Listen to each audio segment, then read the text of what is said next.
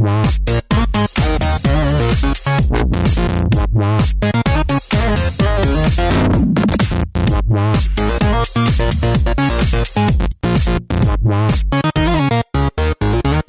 morning, good evening, or good day. Welcome to the Z to Z podcast, the home of achievement hunters and gamerscore junkies. I am your host, Brandon Freem, and thank you so much for listening. At Z to Z, we love gaming, and in particular, grabbing achievements and gaining gamerscore.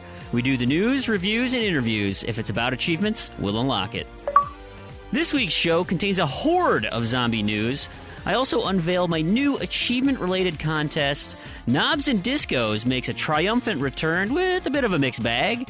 And we'll also take a brief dive into video games being made into movies. Will it finally happen? A critical and commercial success? Yeah, probably the same time that Terrigan stopped buying video games. You can find this show and the show notes for this show on our website, as well as all the previous shows at ztozed.com. That's ZEDTOZED. This is episode 10. You can also contact us with questions and comments on Twitter at ztozed, or email us directly at contact@ztozed.com. Today's show is brought to you by the achievement Strummillionaire from the game Guitar Hero Live on Xbox One or the 360. And although we discussed this on a previous show, the nomination for this achievement sponsor actually came from Tim Blair at TimTum RFL. The rebirth of Plastic Instrument Games after a long hiatus came back furiously with this monster of an achievement. And as the name suggests, you will need to strum your guitar 1 million times while playing Guitar Hero TV. You want to do this legitimately. Most of the songs on Expert hover around the 1,000 strum mark. But you Alter Bridge fans can play Cry of Achilles for 2,160 strums. Special thanks to USound for coming up with that number. So it's only going to take you 462 times playing that song. And if you got about 7 minutes per song, you're looking at about 54 hours of straight Alter Bridge. There are some individuals who have come up with a rather ingenious ways to alternate their strumming. One person, Izzy Xbox One's cardboard taped to a kitchen blender, is one way to do it. He was getting about 500 to 1,000 strums per minute. But I think the most efficient way comes from Hoff07. He was using a reciprocal saw with the blade wrapped in duct tape. And if you got the speed and timing right, you could get upwards of 2,000 strums per minute. While that's still going to take you 8 to 10 hours, and having to get creative with power tools, it is probably one of the most clever methods of earning this achievement that I can think of. Special thanks to developer Freestyle Games and publisher Activision for this plastic instrument busting achievement. And if you, our fantastic listeners, have any suggestions for achievement sponsors, we would love to hear them. Let us know. You can get us on Facebook. You can send us a tweet via our Twitter at Z2Z. That's ZEDTOZED. And, of course, those emails, hell, you could even put it in an iTunes review. So, let's get the show started. I am back with my regular co-hosts. Today, we've got Crandy. How are you doing today, sir? I'm all right. Fantastic. And, of course, Terrigan's here as well. How are you doing today? I'm good, Brandon. How you going? Fantastic. How was your time off last week, Terrigan? It was good actually. I went to a conference up on the Gold Coast, so I spent a lot of time at theme parks, which was great. So that was work, right? Yes, of course. Yes. Yeah. So you saw. Do you still keep killer whales in captivity up at your SeaWorld? We don't know. I did see dolphins though. Okay. Yeah. Well, at least we're imprisoning some sort of mammal. Yeah, those bloody mammals. Hey, it's only a matter of time. Once dolphins get thumbs, then we're all in big trouble. Yeah, then the zombie dolphins. Anyway. Yeah, right? Yeah. So, did you want to talk about your achievement contest first? Sure, I would love to. So I've been kicking around this idea for a while, and with March Madness coming up, I guess I can't technically say that because I'll get sued. I wanted to do... It's March Insanity. Yeah. There you go. Do, yeah. And I don't know if there's like issues with the trademark because it's related to video games, and it's not at all basketball. Anyway, doesn't matter. Legal issues aside... I've decided I want to call it Freemhole's new contest about achievements. which weirdly is the acronym NCAA. But that aside, it's going to be a head-to-head tournament. Okay, so this is how the crux of the play is going to be. I'm not quite sure how many people I'm going to open this up to. As of now, it's free bag. I have every intention of allowing anyone to come in that they want. But I'm kind of nervous that's going to be a ton of work for me because I don't have any site support for this yet. But I set up a TA leaderboard. You may have seen it. It's Freemhole's 2016 NCAA tournament. And that's going to be kind of the house of where everybody can go from. So if you start there, then I will be able to trickle out the rules to everyone. And ultimately what's going to happen is everybody in the leaderboard will get paired up with another individual, completely random. So let's take you and me, Terrigan, for an example. Sure. So we'll be opening game between the two of us. And you have created a fantastic little script that takes a look at our, that compare games tab on TA. And it'll show what games that we both have that we haven't finished. And then it'll take all those achievements that neither one of us have and put those into a pile. So what's going to happen is 19 random achievements are going to get pulled from both of our lists of open achievements, which then means that kitty, that list in the middle, is what we're going after. And so once the go bell rings, you have 1 week to unlock as many of those as possible. So clearly if you get to 10, the other person can't pass you because there's only 9 remaining. So if you get to 10, you automatically win. Otherwise, hopefully you have more than them. There's tiebreakers, all sorts of fun stuff like that for making sure that we have a winner after each week. But if you survive, you move on into the second round. If you fail or do not earn enough achievements, you are eliminated. This will go until we have nobody left.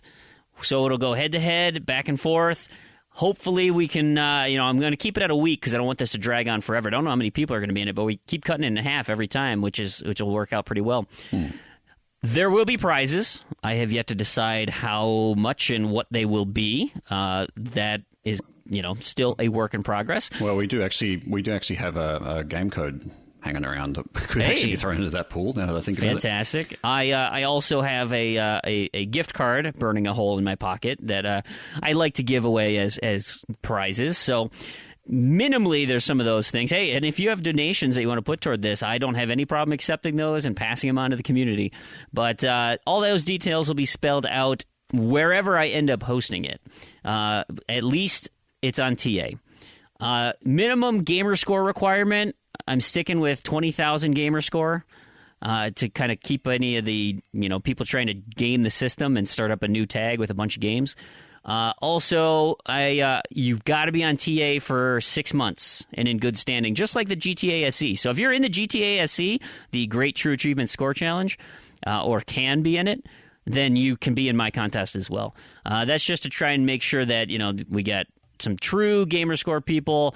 And if you miss that mark and you really, really want to get in, send me a message and we can talk about your credentials and I can make sure you're not a robot or a jerk. I guess one other thing there might be about completion levels as well. I think you were talking about people who have extremely high completion percentages are going to make the competition a little difficult just because they won't have an available pool of achievements to pull from. It will, and so what I've implemented, and I think this is going to work, is I'm not going to turn anyone away.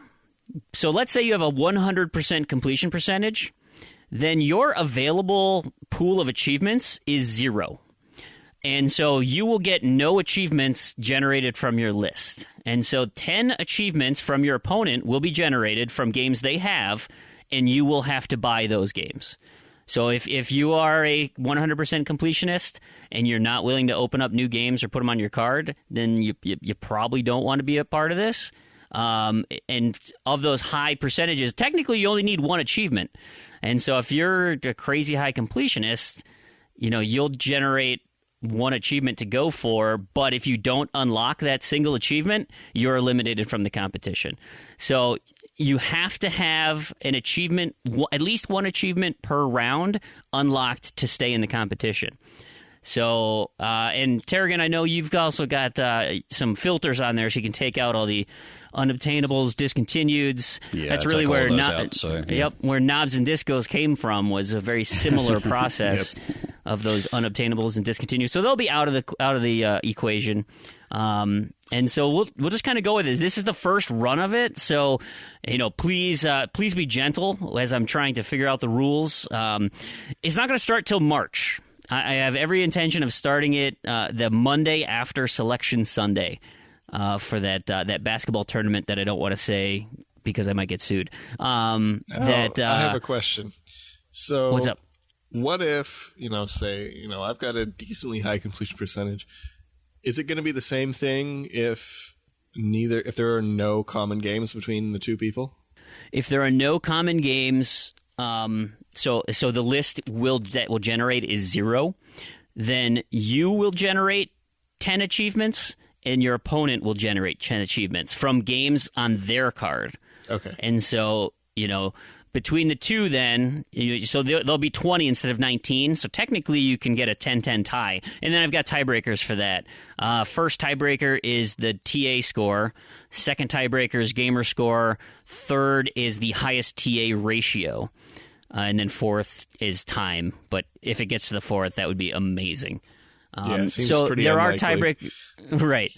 There are tiebreakers in place if that's the case. Now, obviously, then you'd be focusing on your own 10, and they'll be focusing on their 10, unless you want to try and snipe one from their list by buying up a game quick. But we'll see. I mean, until I get some participants and some contestants and start running lists, I don't quite know what the pitfalls are, and so I'm trying to circumvent them as best as I can on the front end, but it's going to be a learning process for everyone. Yeah, I would suggest that you keep the number of competitors, at least for the first round, fairly small. That way, it will keep it as a limited contest. And if there are issues with the contest format, it will actually end reasonably quickly, and you can adjust for another round.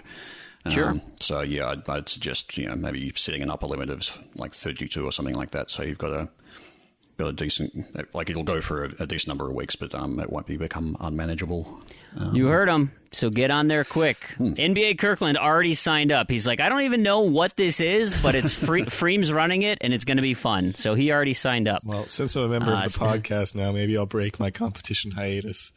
I kind of retired from competing because I took them too seriously, but we'll give it a go.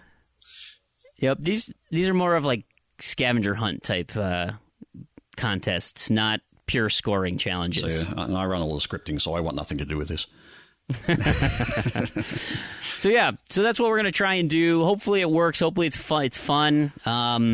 Like I said, I just like having fun with Gamerscore contests. So, like I said, not about scoring copious amounts of points.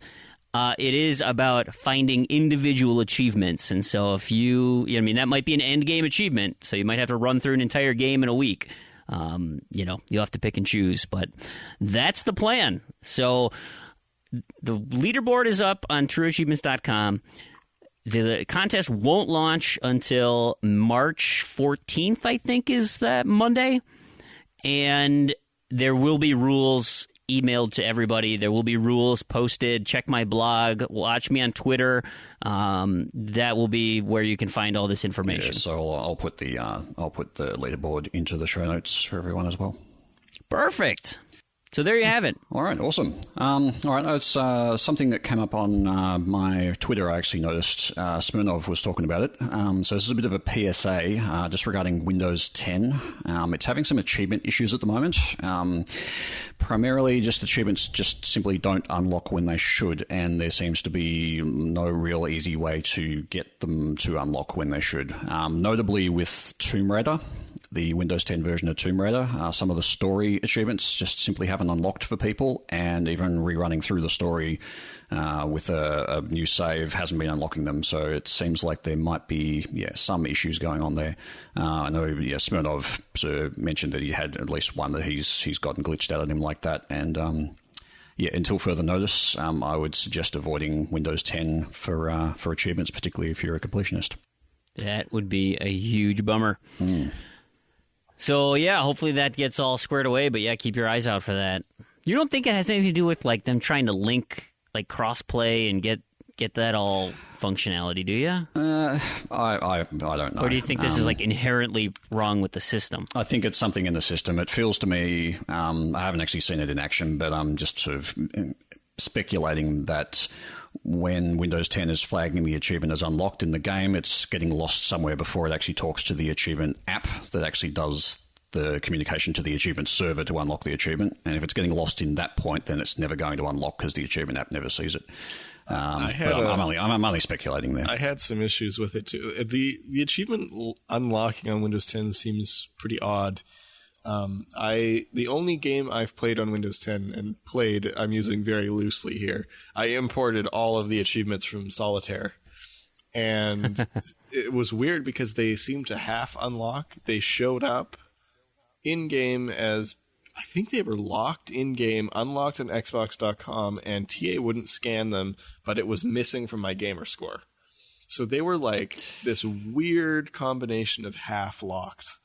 And they eventually showed up hours later, but I don't know. It seems very odd. Some weird caching thing going on there, and it just seems to be getting lost completely. So there are a number. There's at least 2 threads on the Xbox.com support forums about it, which I'll link in the show notes. But yeah, there's no definitive answer as to why it's happening at this point. Bummer. Randy, your analogy made me think of it's like a padlock with the key in it. It's like, just turn the key, Windows 10. It's right there. No, exactly. Give me the achievement. And I could see it. They showed up on Xbox.com with the right time, but there's no gamer score. So yeah, that was a weird fantastic. Right. Well, let's. Why don't we move into what we've been playing? Crandy, you can give us a start here. Of those, is Solitaire in your list of what you've been playing this week, or do you have a different set of fun things? Fortunately, I got through that one, and I have not touched it since. This week, I played something that wasn't an Xbox game, which is unusual for me. I was at the Santa Cruz Boardwalk. Wait. You got a PlayStation? No. Say it ain't so. No, I went to an arcade. Woo.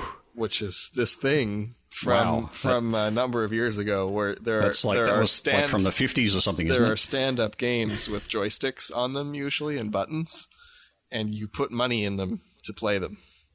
It's this funny thing. Who would do that? I don't know. I do, apparently. So they had House of the Dead 3, which is not so much 3. 3 is fun. It's not my favorite, but I'll settle for it. I'm a big House of the Dead fan. I've been playing House of the Dead for a long time. And yeah, they're great. Yeah, they are the king of rail shooters. Nothing beats House of the Dead in rail shooters. Oh, I don't know. Time Splitters or Time Crisis? Which one is it? No. Time Crisis. That's pretty fun. Time Crisis is fun. Area 51. Area 51 is fun. I don't think I've played Area 51. It's similar. It's a mix of zombies and aliens. That sounds pretty fun. How can you guys go past Rambo? I mean, really, the 360 version of Rambo was a perfect race. Oh, you need co-op. Rambo only had one gun on it, I think. Because there was a Rambo stand-up arcade, and it had that M14 or whatever the hell gun that was. Do you know Rambo 360? Rambo 360. I think you're right, Tarragon. I think that Rambo 360 is the ultimate rail shooter. It's a classic. It's an instant classic. With that fantastic DLC. It should become available on backwards compatibility. I hope so. Yeah, I really do. I'm just looking forward to replaying that. Anyway, being serious, I'm a longtime House of the Dead fan. I had it on the original Xbox with a light gun. I had it on the Wii. I played it. I spent way too much money on it in arcade. Back when you could actually find them sometimes for less than $1 a play. But I came across House of the Dead 3. I was very excited, and then I was quickly disappointed because the reload on the gun didn't work correctly. Oh, no, catastrophe. So not only... Is that like the extra challenge mode, right? Yeah, because it only works sometimes, and then because I've played Is that the one with the shotgun peripheral? Yeah, it's the shotgun one, so you can't just shoot off screen and reload. You got to actually do the reload motion, which is good. It's good when it works. unfortunately, it didn't work. So the way I play is I count in my head. As I've played so much House of the Dead that in order to get the most out of my reloads, I count my shots, and I'm always counting. I'm constantly firing and I'm constantly counting. And when it doesn't reload, I've already started the next count. And it throws me off, not only in that it didn't reload and I'm going to get hit because it didn't reload, is now my counting is messed up. So it was a lot of fun, and I really love House of the Dead. House of the Dead 2 is my favorite. That's the one I think I can beat that one on. I think the best I did was like four credits. I think I made it through the whole game on 4 credits. It was a pretty good run. You're like a stand-up arcade Rain Man. You just I picture you counting cards in your head, and of course then when it glitches, you're just going to be schizophrenic and start freaking out. I just went. I was like, oh, no, it's messed me up. But yeah, that was fun. So I spent $2 and played House of the Dead for like 20 minutes. It would have been a lot longer if I didn't get killed half the times because I couldn't reload. But anyway, that was last weekend. That was probably the day after we recorded, I think. No, that was the day we recorded last week, actually. There you go. I've also been playing Flight Control in airplane mode. I've decided now for Windows Phone games that there's something kind of ironic in that you're playing Flight Control in airplane mode. I'm looking at these notes and I'm thinking the same thing. But I've decided now to preserve my Windows Phone completion percentage. That if a game has no online component, I'm going to start and finish it in airplane mode before I sync it in case something goes wrong. So that is the first game I'm doing that with is Flight Control. So I'm playing Flight Control in airplane mode. It's all right. It's going to get really repetitive by the time I land 10,000 planes. But yeah, I was going to say that has that ridiculous achievement for just plane. It's looking like it's probably going to be like a 15-hour completion. So that's not horrible, not terrible, and the game's mostly fun. So I mean, it's going to get tedious and after 15 hours of it, but you can get wonder if you could hook up the project my screen thing. See, with I was thinking that, but they don't always spawn in the same place, so it'd be pretty tough. And I've also been working on Pool Pro Online 3, I think it's called. I did all the multiplayer on that. Big thanks to the guys that were doing the session, handing out the money. Saved a ton of time in that one. Probably it would be somewhere in the 100-hour completion range if it weren't for those guys passing money around. Just been picking away at that one too. Because I got the money passed to me, the only thing I have left is to sink 1,000 balls. So I've just been playing some games, sinking balls.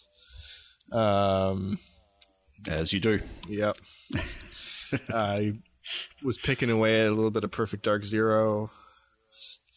Getting the last little bit of that done for Rare Replay. Got to get it up to my 750. Then I'll abandon it once again until I decide to come back and finish it.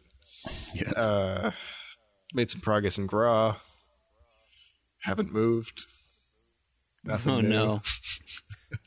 No. Suffered through some Guitar Hero Live. Popped an achievement in that. I was playing Roblox, ironically. Yeah, right.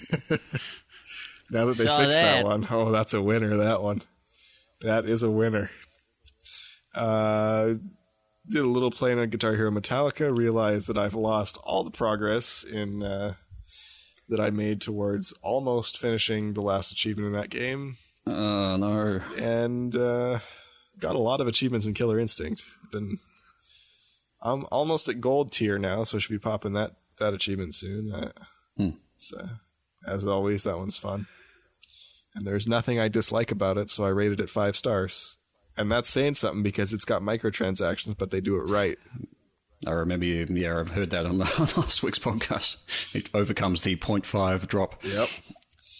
And I think that's it for me this week. How about you, Targan? Well, as I was at the conference last week, I had to actually pour on a little bit of Gamerscore before I went away just to help out my GTASC team, so the Great True Achievement Score Challenge. So I actually went and completed the game. I completed Gone Home Console Edition. Now, if you haven't actually played that game, I do recommend it as a sort of at least play through it once, because it's quite a good sort of story, and it really does kind of pull at the heartstrings. So I finished that off. There was a bunch of miscellaneous achievements in that, though, so got the 1K. I also did a few miscellaneous ones in Guns, Gore, and Cannoli, which is kind of a beat-em-up kind of game with zombies. Not a great game, but it has achievements. And then for the rest of that week, I basically only had access to mobile games. And so here I was burning through mobile games, putting on achievements, and then one of my teammates in my team decided, I'm going to finish Z Heroes. And put on something like 14,000 points for the week. It was just like, what? Why? So they made it that somebody can actually beat the game on hard now. Yeah, the game's actually had a lot of extra checkpoints put in, and the difficulty has been dropped down. So it is actually doable now, but it still has very high value achievements, particularly for the hard and getting through some of the more difficult ones. So he went and did that just after the patch came out, and so basically the rest of the team just stopped scoring because there was no point. And we also expected that we were going to be hit by a lot of TA decay on the next week, so we kind of went, oh crap. Think we should explain what TA decay is, or do you think people know? Yeah, well, TA decay is basically when achievements are new, so when a game comes out that's new and nobody's unlocked the achievements, the first person who unlocks an achievement in, like, say, for completing a game on hard, and let's say there are 10,000 people who played the game, the first person who unlocks the achievement on hard will basically set the ratio for that achievement, and that ratio will be very, very high. So the actual value for that particular achievement is high.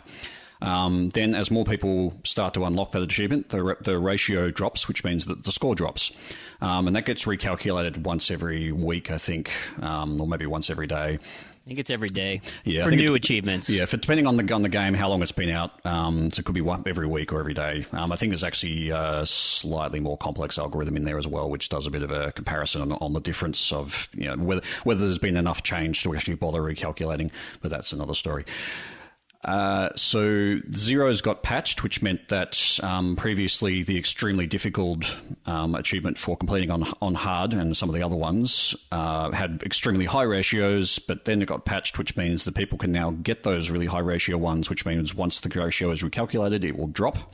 If you happen to have unlocked the achievement in 1 week, and let's say it was a 10 times ratio and you got 1,000 points for it, and then the next week, 10 other people unlock it and the ratio drops by half. Rather than that achievement being worth 1,000, it is now worth 500, which effectively means that your score drops by 500 for that week, because the GTASC runs week to week, and it takes a sort of a snapshot at the start of the week and then a snapshot at the end that compares your TA score. So you can actually you can lose true achievement points because ratios go down due to attrition, or because achievements change, or they get patched and that sort of thing. So we were actually pretty scared that we were going to get hit by decay. Turned out that hasn't really been an issue this week for whatever reason. I guess Zero Heroes got patched, but just due to the fact that it's not a particularly well-liked game, maybe not a lot of people are actually going and unlocking those achievements. Yeah, nobody flooded to it. Yeah.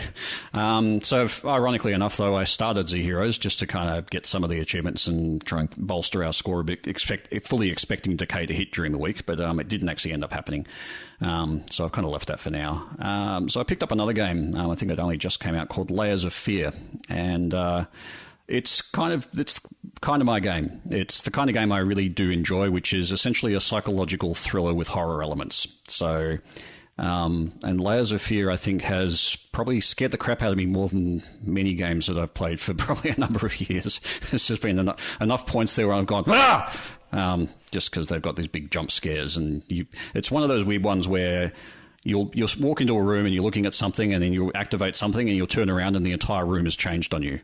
And that's messed up. I'm like nervous just hearing you talk about it. I don't like scary games. Yeah, I really like Resident Evil and stuff, but that sounds like Doom 3. That kind of reminds me of that vibe where you just kind of walk down a hallway and turn around and then there's a demon falling from the roof coming after you. That one was a blast to play late at night. Yeah, it's probably a little bit like that, except let's say one of the scenes I kind of walked up, tried the door, and then you just like go, okay, the door's locked, and you turn around and there's suddenly a wheelchair is just right in front of you. It's like no sound, nothing, and you just go poof, and as soon as you turn around, it gives you this jump scare noise, of course, like a standard movie kind of thing, and it's like bang, oh, there's this thing there, and you kind of get shocked, and then you turn around and you open the door. It's just got Condemned kind of had some stuff like that too, didn't it? Did you play that one? Yeah. Oh, with those mannequins or whatever? Yeah, the mannequins. Yeah. Like, I remember this one, I think it was in, like, the hotel level of Condemned 2 or something. And you look at one way, then the lights flash, and then there's just mannequins all in the room just looking at you. Yeah, there is actually a scene in, what's the game? It is Spec Ops. I forget the full name of it. It was Spec Ops. So it's basically a first-person shooter, but the more you play through it, the more it becomes a bit of a psychological kind of game thing. Was that Spec Ops The Line? Yes. There's a scene late in that's a bit like that, and you end up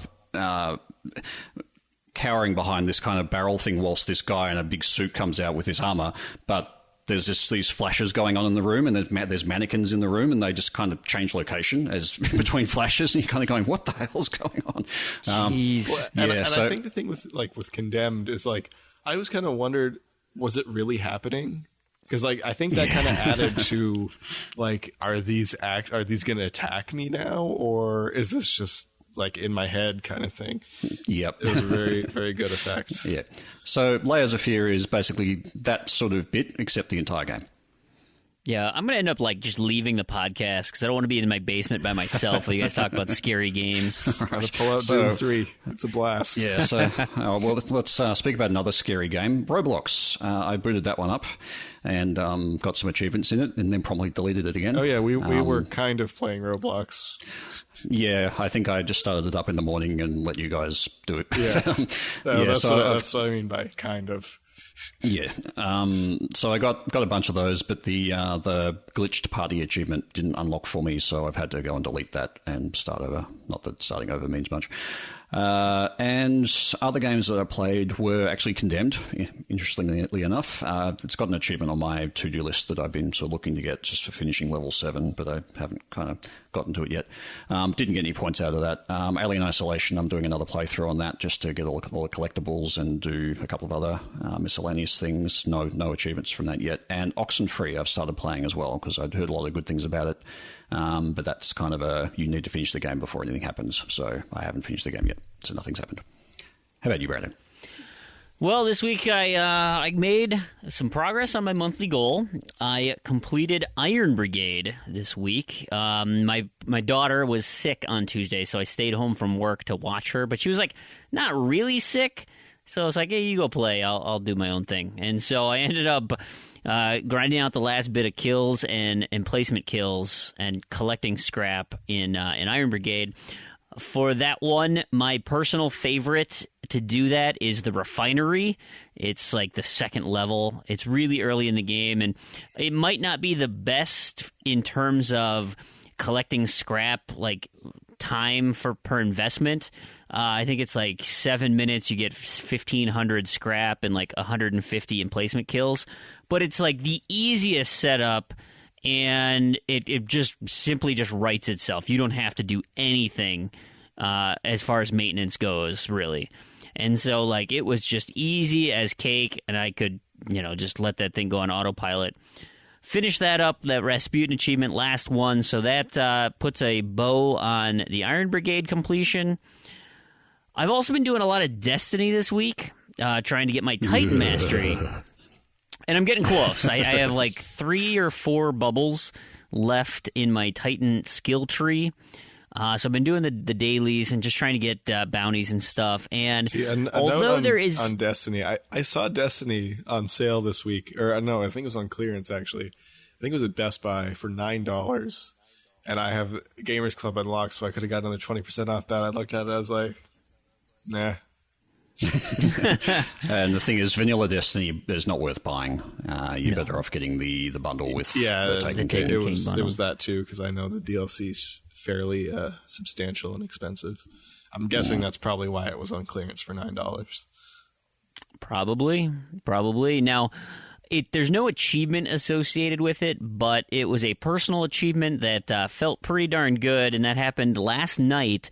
There is a daily heroic story called Lost to Light, and if you play through that story mission without dying, and when you get to the end, there is an alternate door that's open, and you get to go to a fallen Ketch, a spaceship.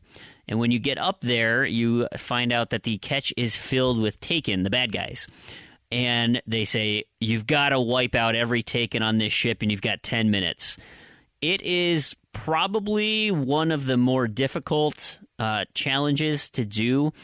10 minutes to run through this entire ship and wipe everyone out. And of course, there's a boss at the end with they're called blights, these big spheres that keep generating bad guys that you have to focus on first and then kill all the little ads and the critters running around and then wait to the end to fight the boss. We made it to as I had tried this like 5 times, with random LFG groups to no avail. But last night, got an LFG group. We made it to the boss room with 6.5 minutes left. And so that's a pretty quick run to get there. And we finished with 42 seconds left on the clock. We were able to take that guy down. You're guaranteed the Black Spindle exotic sniper rifle, so it's a pretty darn good gun. And so I got it, and it was super rewarding. It was a good feeling, like it was an achievement, even though unfortunately there's no gamer score with it. I've also been playing this week Guacamelee. I started that with my son, and he kind of lost interest in it, and so I was like, well, I like Metroidvanias, so I'm just going to play without you. And I did. Made some progress on that. That's just fun. That's exactly the type of game that I enjoy. I'm a little nervous about the El Infierno challenges. I hear they're a little tricky, but we'll see. I know there's some button combos that I can probably learn and figure out, but that's for like the chicken fighting or whatever that guy is called. But the El Infierno challenges are just some really difficult challenge levels. But I like platformers. I think they're going to be fun. We'll see when we get there. The last 2 things I want to talk about. Peggle 2. I had mentioned I did 6 achievements and had no luck with those. Well, decided I needed to take drastic action, and I deleted the game from my Xbox and reinstalled it. So good news is that re-engaged all the counters, and so the game works again. The bad news is all my counters are all jacked up, and I don't know, because the game still says, hey, you got all 60 of the trials done, but those 2 achievements didn't unlock, meaning I have to go back through and play every one of the trials for the last 2, the Graveyard and the Celestial Realms. I have to play those over again because they didn't register when it was tracking. Thankfully, nothing reset, so my blue peg count, my orange peg count, green peg count, those are all still up there. So that's good, and I ended up unlocking 3 or 4 more achievements from that. I've got, I'm literally 11 orange pegs away from getting another achievement, and I'm going to sit on that one because those are good for numbers in the Achievement Hounds Forum's birthday contest. The final thing I'd played this week, and this also wrapped up my Achievement Hounds podcast birthday tag, is Oddworld New and Tasty. It was on sale on Tuesday, and I said, "Oh my gosh, that's a fantastic sale price. I am buying it." It's a steal at that price.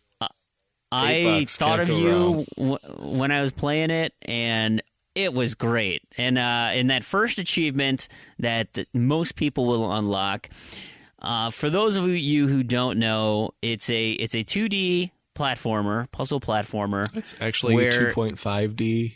Okay. Sorry, 2.5D. I don't want to technical there. Shortchange the 0.5D. It used to be a 2D platformer, but that's the new and tasty bit. Gotcha. I thought that was just part of the story. Anyway, and so you're walking through, and you got to save your. They pronounce Mukadons, Mudokons, and you got to save them through this this horrible meat packing factory. And so there's levers all over, traps and things, and there's sentries all over the place. And so you're just running through, you see a lever, you're like, oh, pull it, boop, there it goes. And then, the trap shut down, great, I'll save this guy. And of course, you're just so used to it, you come up to a Mudokons looking at one of these signs, and it's like, oh, there's a lever, boop, you just pull it, and then he dies. Oops. Oops, and that's exactly the name of the achievement. I love that achievement. It's fantastic. That is a fantastic achievement. There's just it's just brilliant. See, I was really disappointed because there was actually a better one in the original game. Really? I think it's the third screen, and there's a Mudokon on a trapdoor and a lever beside it with a sign that says "Do not pull," or something like that. I think it says "Do not pull."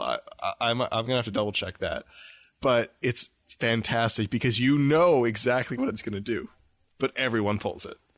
Of course, everyone pulls it, and I really wish they had left that in because that would be the perfect way to get the Oops achievement. Yeah, for sure. Or that's you jerk or something. Yeah, it's more of a oops. Yeah. It could be a question mark. Maybe they have a specific achievement for that trapdoor. Right. So anyway, the game is super fun. I'm excited to go back to it at a later date. So, Cranny, maybe you can fill me in on it. What's the best way to do a playthrough on that? Because could you try to save everybody on your first playthrough, or do you just play through and learn the tricks and traps? Or the way I did it, when I got it, I was going for first to complete it. So I was betting on that the game was the same as the original, so I knew for the most part where all the Mudokons were. I knew where all the traps were. I knew where everything was.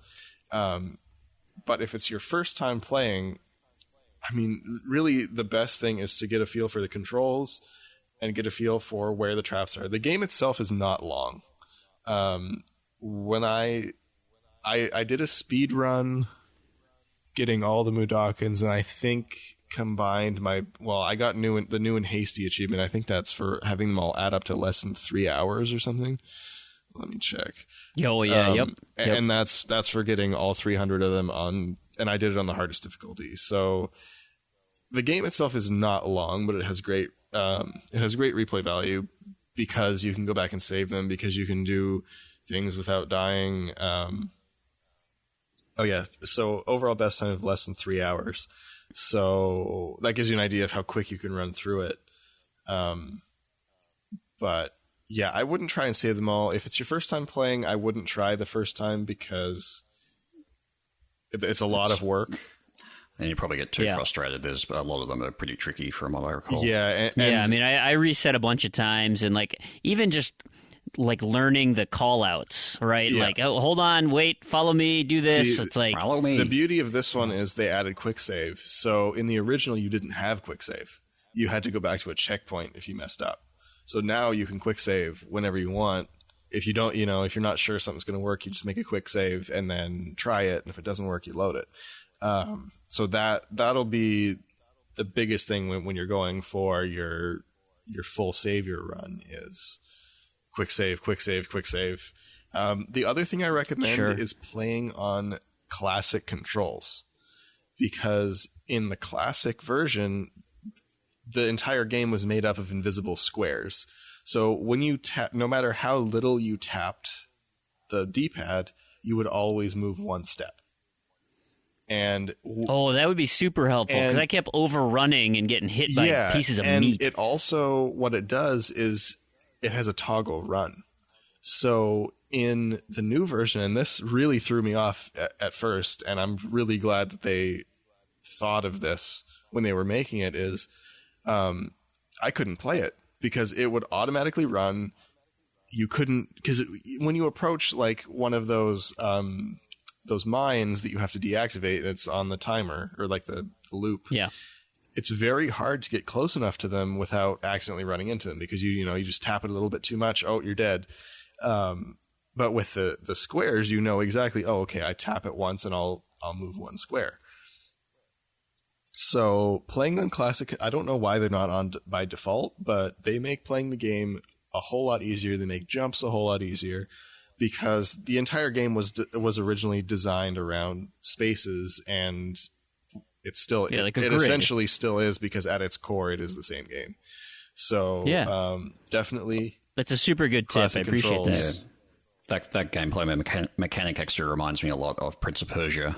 The original Prince of Persia. It's basically always had set distances that you could move, and getting that precise was key to being good at the game. Well, and it's funny too, because we look at that and say that, if you look at it now, you'd say that's an outdated mechanic. Like that is not helpful. That is just dumb. Like, why wouldn't you have freedom of movement? And then you think about it and you're like, it actually creates a really wonderful framework, a logical framework on how this game works.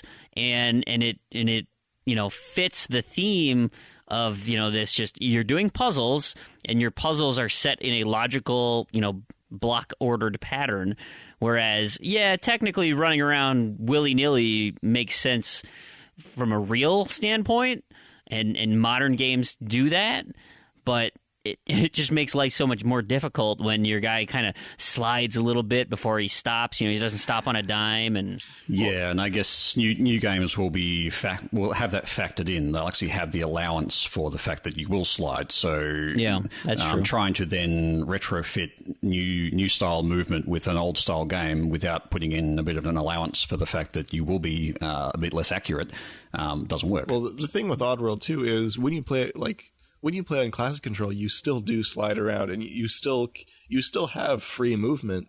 It's just when you tap it once, you will snap to a space, and when you end your run, you'll snap to a space, whichever one you're closest to. So it doesn't feel like you're on a grid until you're making precise movements. And by doing that, it makes it much easier to kind of judge jumps and other movements. And climbing, like another big one is climbing. That was something I had a very hard time with, because you specifically have to. There's a very small window of where you can jump up on a ledge or jump down from a ledge and lower yourself without just running off the side of it. So when you're not, Abe was doing jump squats for me. Yeah, so when you're not, he looked like an idiot. It's very hard to get in those just right spots. When you snap on the grid, it's no problem at all. Cool.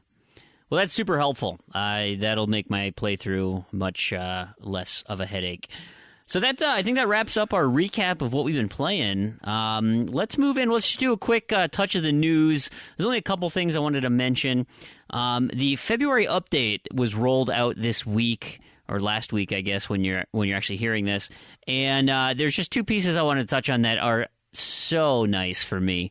One is the chat pad. The keys, the little, the X1, X2 buttons on the chat pad, you can now program those to do stuff. I couldn't do that, and they're just, bum buttons sitting there doing nothing. It was super frustrating. So thankfully now my chat pad actually has a little bit more functionality, and I totally can't wait to map those. The other thing that they've changed, they have added a shortcut for the use a code. So it's I think it's in the store area now, but there's a short code for it, and or a shortcut, which is great because for me, I usually do my code stuff online, and at Xbox.com, it's redeem a code. And so I will sit there yelling at my Kinect for multiple minutes. Kinect, Xbox, redeem a code. Redeem a code. Kinect, what the hell's wrong with just freaking out on this thing. And then obviously you weren't asking it like a question. It was supposed to be redeem a code? Nope. They don't understand the word redeem. You have to say use a code to the Kinect.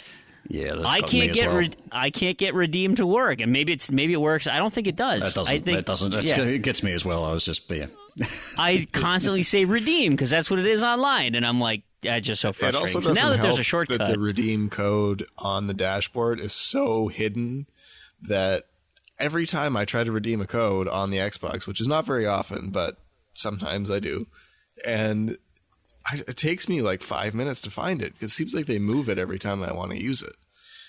Yeah, right. Yeah, I think every time I've needed to go and use that, I've ended up going and Googling where it is first. So Which is a weird one. Yeah. Anyway, that's been moved. Yep. And the other thing, I think that with the pins, you can move pins around and stuff like that. So anyway, look into it. There's Gamerscore leaderboards back too. Oh, they're back up? Yep. That's I haven't seen those yet. Those I did like. It's one of the few things I liked about the Xbox One dashboard. Yeah, so that's great. So I appreciate them then covering that. Hey, Terrigan, why don't you hit our next piece here? Sure. Well, anybody who's visited True Achievements lately will no doubt be aware, but the site wishlist forum now has a voting system attached to it. So if you have a feature on True Achievements that you would like, you can now go and vote for it. And obviously the ones with the most votes will probably get the more attention from the developers. So I guess I would just like to kind of plug one of my own particular pet features that I'd like, which is related to using the region codes on 360 games as a kind of filter. So we've had a bit of a back and forth, and it's already got some votes. But if that's a feature you'd like to see, so if you want to be able to filter games by PAL or NTSC or NTSCJ, for example, please go and vote for that. There'll be a link in the show notes. And something else we could note on that too is our kind of project. I think we mentioned on the podcast before, but Tarragon and I have been working on making a list of tested Xbox 360 games in all of the regional consoles. So we've been working on kind of a master list, and we kind of want to get back into that again, but we may need some more people. So maybe in the future, if you've got all 3 consoles and you're interested... So what we want to do is we want to be pretty scientific about it. We want to get people who have 3 consoles be able to do test in all 3, well, the 2 that are off region at least. So if a game is marked PAL, then test it in the NTSC and the NTSCJ consoles just to see if they work. Put an entry there, and then somebody else needs to verify that so that we've kind of got double checking and so forth. It's just to ensure that the information is accurate. The hope there is that information will then be used to seed True Achievements' own data, and that can be used as extra information for games at a future time. But we'll be looking for extra people to help out with that sort of stuff. If you happen to have 3 consoles and are willing to put in a bit of time to do that, that will be great. Fantastic. Well, that is wonderful, and the site, the voting thing is sweet. There's a lot of cool ideas out there. So, if you haven't been to the Wishlist forum, go take a peek and see. I mean, there's a lot of really great ideas and things that could really use some support. And that's not to say that TA and the gang wouldn't tackle those regardless. I mean, that's how we get most of the updates we have now, but at least then it'll draw their attention to things that the community really wants. So if there's really something in particular you're like, man, this site's really great, but whatever you fill in at that blank, throw it up. I really want a list. Zebra on the front page. Yeah, and you can put it up there and see if it gets any votes. So, I think I might awesome, do that guys. Right now, because I would like that. Put zebra. Oh yeah, zebra. Yeah. Is it zebra or zebra? It depends on what country. Zebra, you're in. of course. You weirdo. Hey, I got a question for you, Crandy, as a Canadian. Yeah. How do you say war? Like as in the War? conflict between Like- countries? Yes. War? Okay. I was just War? wondering, because AHP the 90, another Canadian, he always says war, and I was kind of wondering whether that was a Canadian thing or if it was just the 90. Well, see, I'm kind of a bad Canadian to ask because I'm kind of a traitor Canadian. I don't have... I've kind of, over the years, suppressed my Canadian accent. Okay. So I right. speak. So I let me speak like rephrase an that. American. How would a Canadian say that? That one, a West Coast Canadian, I think, is going to say war. Right. Now, you can. It depends on where you're from. There's Things get a little some sloppy dialects. East You know, Coast. you get like Newfoundland. That's like a whole nother language. So. I don't know. In Could be. Minnesota, they and I always get called out for this, but so there's a man's name, Don, D-O-N, right? Like Donald. Don Draper, yep. Right. And then there is, morning, or the female name, Dawn, with the AWN. Mm-hmm. And in Minnesota, everyone just says Dawn. Don. Well, I'm going to wake up at dawn and go see Don, and then his wife Dawn. And it's like, what? I can't understand a word you're saying. And so then I'll say, you mean Dawn? And I'm like, what's wrong with you? Why are you pronouncing it like that? Are you going to go mow the lawn? And just really accentuate the W? And it's like, well, no, but you have to. You can't say Don for everything. No one's going to know it. Anyway, that's just one of my constant battles here. Minnesota, to me, Minnesota's very similar to Canadian accent in some ways. Not all of them, but Well, it didn't help that the movie Fargo ruined Minnesota. Yeah. That makes people think that they talk like that. Yeah, So all you Minnesotans out there, I know you listen to the show, Mighty Mango, Weasel Pizza, X Towers, Minnesotans support me, and we do talk normal. Trust me. Well, if you live in a metropolitan area, you talk normal. Talk normal. But, you can talk about things, and that's a big one. See, it's not... Yeah. Most of Canada's not a boot. It's a boat. It's that's very exaggerated, but kind of at its core, that's. I've gotten pretty good at picking out Canadian accents over the years, and there's some people I don't know they're Canadians, but I suspect they may be. Closet Canadians.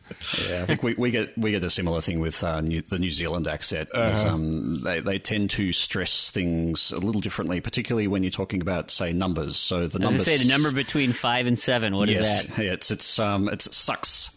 I think, or similar. I'm probably doing a disservice given that I'm not a New Zealander, but yes, it counting to sucks. It certainly sounds like something that two people who love each other very much do together, and not a numerical number between 5 and 7. And there's various other ones like that. So I just checked while we were talking here. So just to clarify, the original lever in Oddworld, Abe's Odyssey, is actually better than I thought it was. It has 2 signs on either side of it that say stand with an arrow pointing up, and then a bubble above it that says lever with an arrow pointing down, and then beside it is the Mudokon on the very obvious trapdoor. So it does kind of trick you a little bit, which would have been fantastic for that achievement, but they did unfortunately remove that one in New and Tasty. Yeah. That's too bad. Yeah.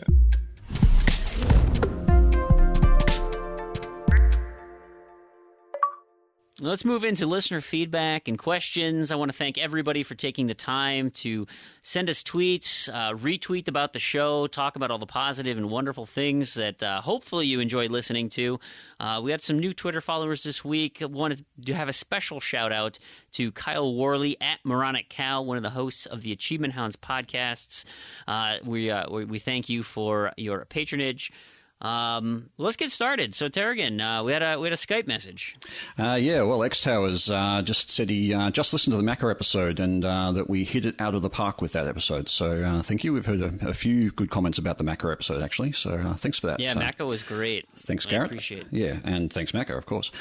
So, Randy, there was something from Spazpol? Yeah, Spazpol was a friend of mine, and we were chatting, and then I was chatting with him while he was driving in the car, and he was binge listening to Z to Z in the car, and he's like, "Hey, I want a shout out." So, shout out to Spazpol. Thank you for downloading all of our episodes and binge listening to them in your very long car drive. Right.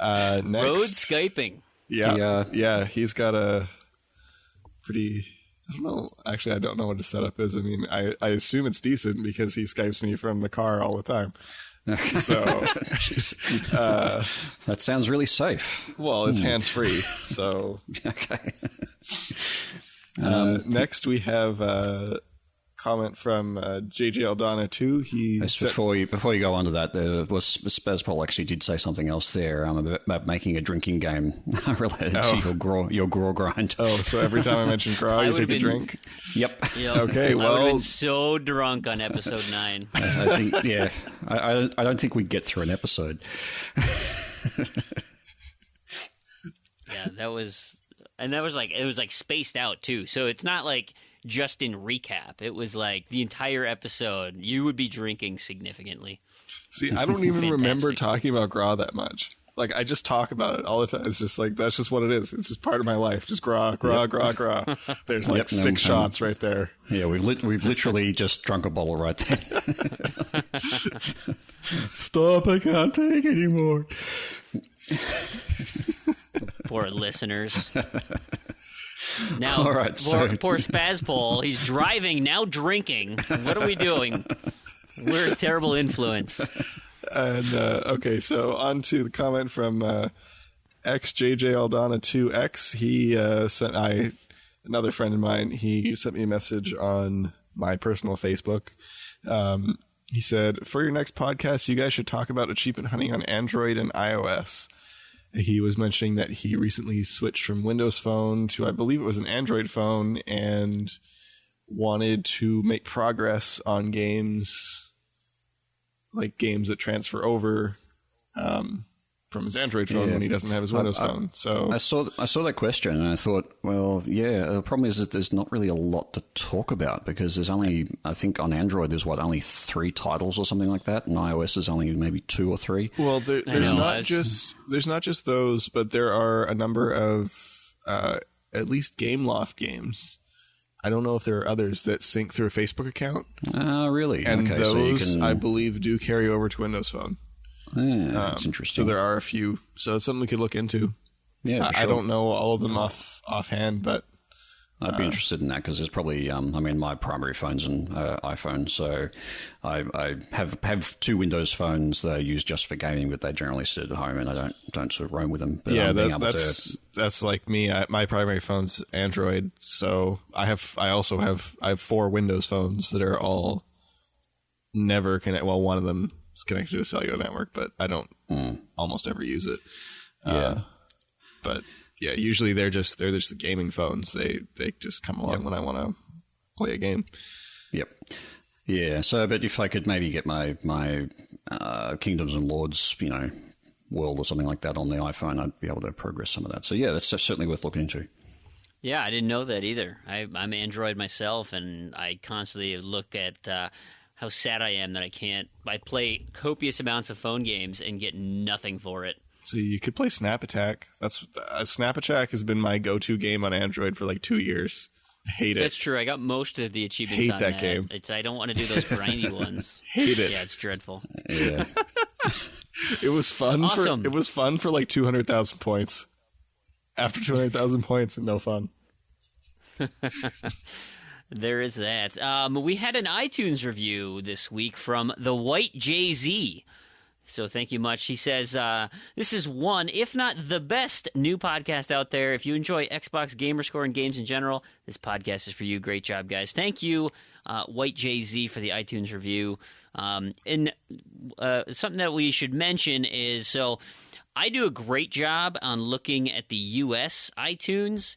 I'm not so great at looking at UK or Australia or Canada or Zimbabwe or whatever other random iTunes sites there are. So if you leave us a review and don't get your shout out or we don't see it, then let us know. Twitter's probably the best way. Let us know because we just don't have that much visibility on where info's coming. I've got a tool for that, which I think will help for iTunes at least. But things like Stitcher reviews or any of the other networks out there, we may not actually be able to see those reviews directly. So please let us know if you do leave those kind of reviews and you haven't heard from us on the show, because we'll certainly look those up. We do appreciate all of the reviews that we get. Appreciate it. So absolutely appreciate it.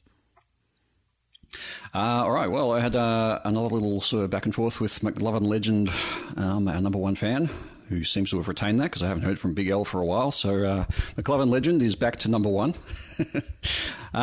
He said he's saving the podcast for work tomorrow, but I'm sure that some people read the show notes, which is kind of funny because we talked about the show, or you guys talked about the show notes last episode, and this is before he's even listened to the episode.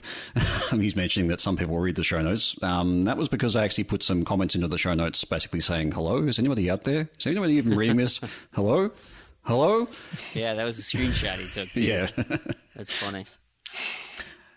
That's awesome. Well, along those Twitter lines, the Minnesotan I mentioned earlier, Mighty Mango, sent us a tweet, said, "Hey, I heard my name on the podcast. Remembered I forgot to follow you guys on Twitter. Solve that problem." So thank you, Mighty Mango, for that. I appreciate it. We also got a tweet from Ben Parson at Griffey96, the younger brother of Griffey95, who's, I think, the same person. He referenced the old person's talk that I had in the last episode, saying, "I already eat dinner at 4 p.m. and live in Florida.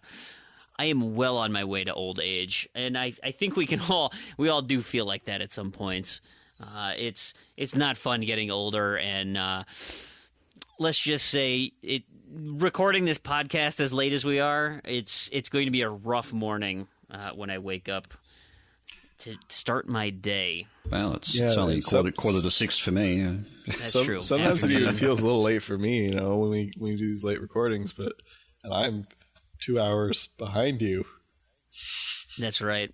Hey, you know what? You can sleep when you're dead. Exactly. Who needs sleep? You know who reached out to us this week on Twitter? And I really appreciate this. It was from Destiny. The Helm of Inmost Light sent us a tweet. I said, "Yo, bro, I heard your latest podcast. Thought it was pretty neat. As a fellow achievement hunter, smiley face, heart." What's funny is since I've been playing Destiny, I literally dismantled the Helm of Inmost Light the day this tweet came in. How could you? Well, it was year 1. I didn't need it. I could just rebuy it at year 2 for better armor. Okay. So I shut it down and took the exotic shard. So I was like, "Oh, that's awesome." The helm that I dismantled realized, hey, what's going on, and decided to reach out. So I appreciate that. We also got a tweet from James, Ceto Chaos, or Seto Chaos. I think Seto. Let's go with Seto. He said, "Hey, how did I miss this? Damn it, I have too many podcasts to listen to." Adds to list of podcasts. So thank you, Seto Chaos, for that. Oh, you appreciate you getting added. I'm the same way. I just tweeted, or I sent an email to a different podcast commenting on what they were talking about that is a month old, and so I had to make a comment like, "All right, this isn't like totally recent, but I really liked your last podcast, and you should talk about this." We'll see if it comes up in rotation. I'll know in a month from now if I talked about it this upcoming week. So we're a little bit behind. So my podcast backlog rivals my game backlog. So just make sure you put us at the top of your podcast list. There you go. I feel your pain. I had a thing I noticed on my feed, and it was interesting because it was actually Montana97. It's at GT Montana97. He actually manually tweeted out an entry, or tweeted out a shout out for the show, without actually referencing at Z2Z on Twitter. So I almost missed it, but just wanted to say thanks for that, and yeah, appreciate the shout. So awesome. And our final tweet from Handy Darkness just came in, said, specifically addressing me, but he's like, "I keep getting messages asking for help in Iron Brigade. Keep the episodes coming." So I hope he's not getting pissed about it and that he's like, "Hey, this is great. I'm getting some publicity." He just hit an awesome milestone of 400,000 gamer score. Oof, nice one. So that's a good chunk of change right there. So good on you, and thank you for your community service in helping unlock some of those easy Iron Brigade achievements, because that saved me a ton of time, and I hope you can save others a ton of time. And if you, look at Handy Darkness's gamer card and see if there's anything you can help him out with. Let's share the wealth, and we're all achievement hunters here, so if you can pay it forward and find something that you can help out somebody else with, that's awesome. Because I will take all the help I can get. I do not have enough time to grind stuff out. So if there's, I'm going to add within terms of service. Let's help each other out. And if you're going to go outside of terms of service, then just don't let me know. Just don't tell me. Keep it secret. So I think that's it for listener feedback and questions. Just to know, the MIDI method is technically within the terms of service. And there you have it. Yes. Totally legal. So we're mixing up the order a little bit because the Zombie News Corner is massive this week, and it leads into some of our feature content. So we're going to start off with the zombie news pieces. Hey, thanks to Oz Bundy Boy for letting us know this piece of news. Dead Island Retro Revenge is a title that was up for approval in Australia and Brazil.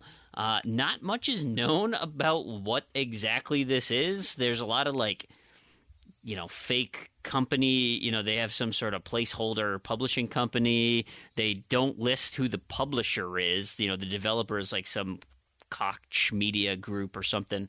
So nobody can link to. It is a Canadian company, but that's not saying much nowadays. Wait, is that the everywhere. Koch Media Group?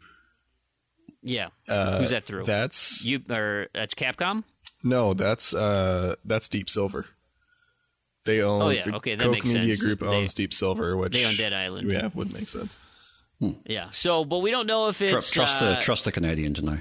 There you go. If it's a port of Epidemic, if it's Dead Island 2, when they just took what they could from who was that, Jaeger, when they fired them.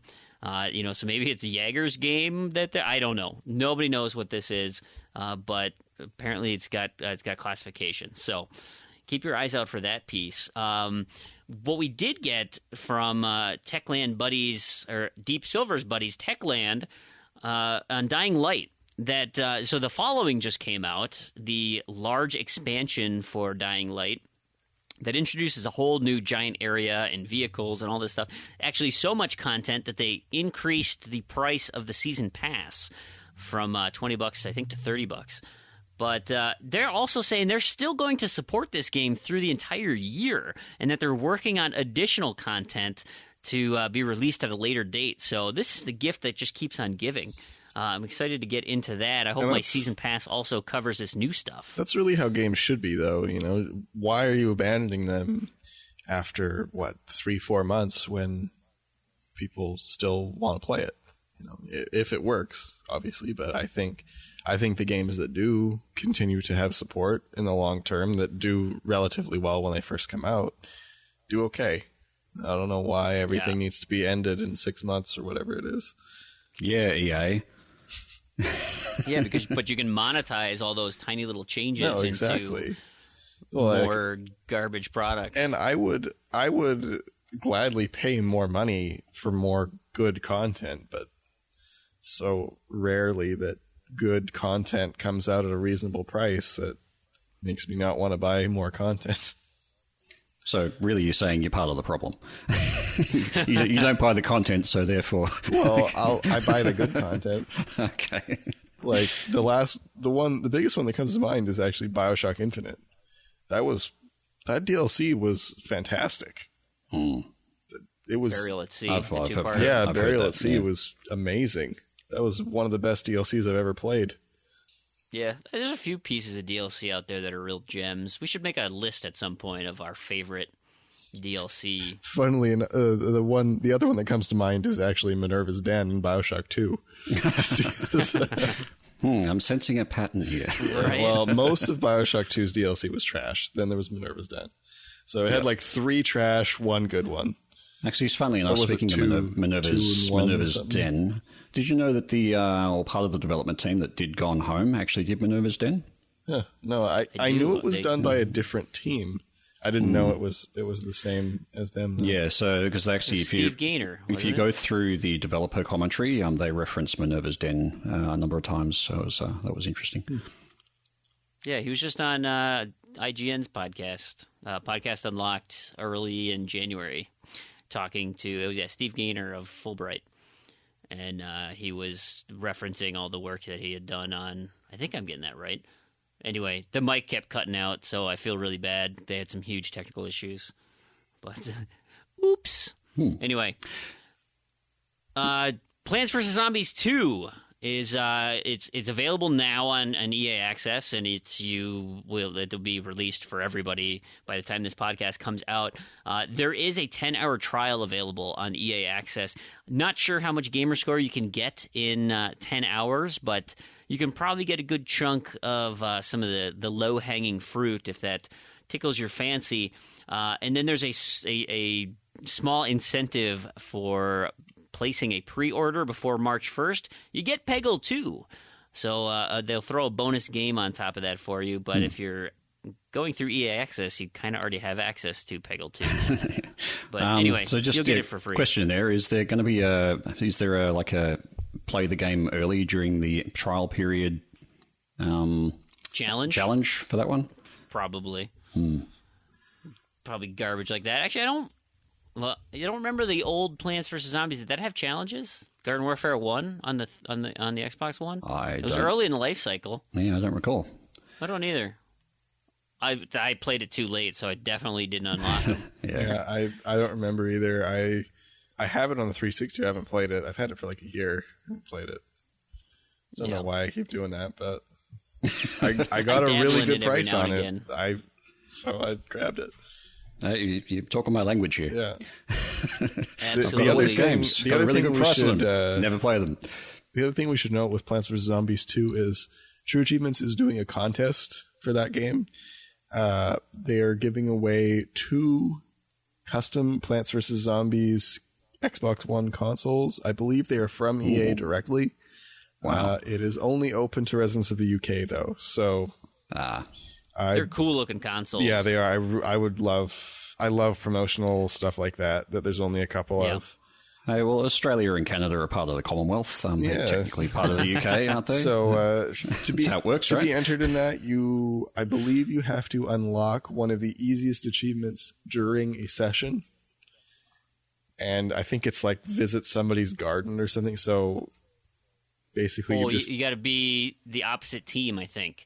So if you're a zombie, so the way, as I played this in the multiplayer or the open beta, closed beta, whatever it was, you have like a hub world, and on one side, in the plant side, you have the little plant alcove, and on the other side is zombies, and then in the middle is a flag you can fight over, and so it's just kind of open. And I thought there was an achievement for if you were a zombie traveling over into the plants world, and the vice versa if you're a plant and you snuck into the zombies hub. Oh, I think this one is specifically for visiting a friend's visit somebody else's. So I think it's kind of like a reason to use a boosting session. Yeah, and I think it's a from what it sounded like it was a custom one. So like I think maybe everyone has their own that they can customize. I don't know. It looks very easy, whatever it is. Basically, you just have to join a session, pop that achievement. And then I believe the other one, you have to earn all of the achievements before a certain date. And I think that's sometime in March or the end of March, maybe. And if you do that, then you're entered into the drawing for that one. That could be a tough one. So the only other really difficult thing there is being someone from the UK. Yeah, basically. And what the ratio on that? Of course, buying the game or borrowing the game or whatever you want to do. So that's just going from memory. So if you want all the details, definitely check out TA. I believe it's on the front page. So that's a pretty cool contest if you're in the UK and you plan on picking up Plants vs. Zombies 2. Absolutely. And so our final piece of zombie news today, and this is my favorite because I was not under the impression this was ever going to happen. And it leads into our feature content of talking about movies and video games because some of you may have watched the straight-to-crackle Dead Rising Watchtower movie. It was a feature film that they made for Crackle streaming, and it was free on Xbox if you watched it. And I believe this was back in March. And I loved it. It was, it was what it was. It wasn't trying to be a fantastic movie. It wasn't trying to be anything super serious. But then neither is the game Dead Rising. And so, like, I felt, and I had a review on when I was on the Achievement Hounds podcast about this, I felt as though they very well matched the tone of the game in a sense that it's a serious situation that they don't take seriously at all.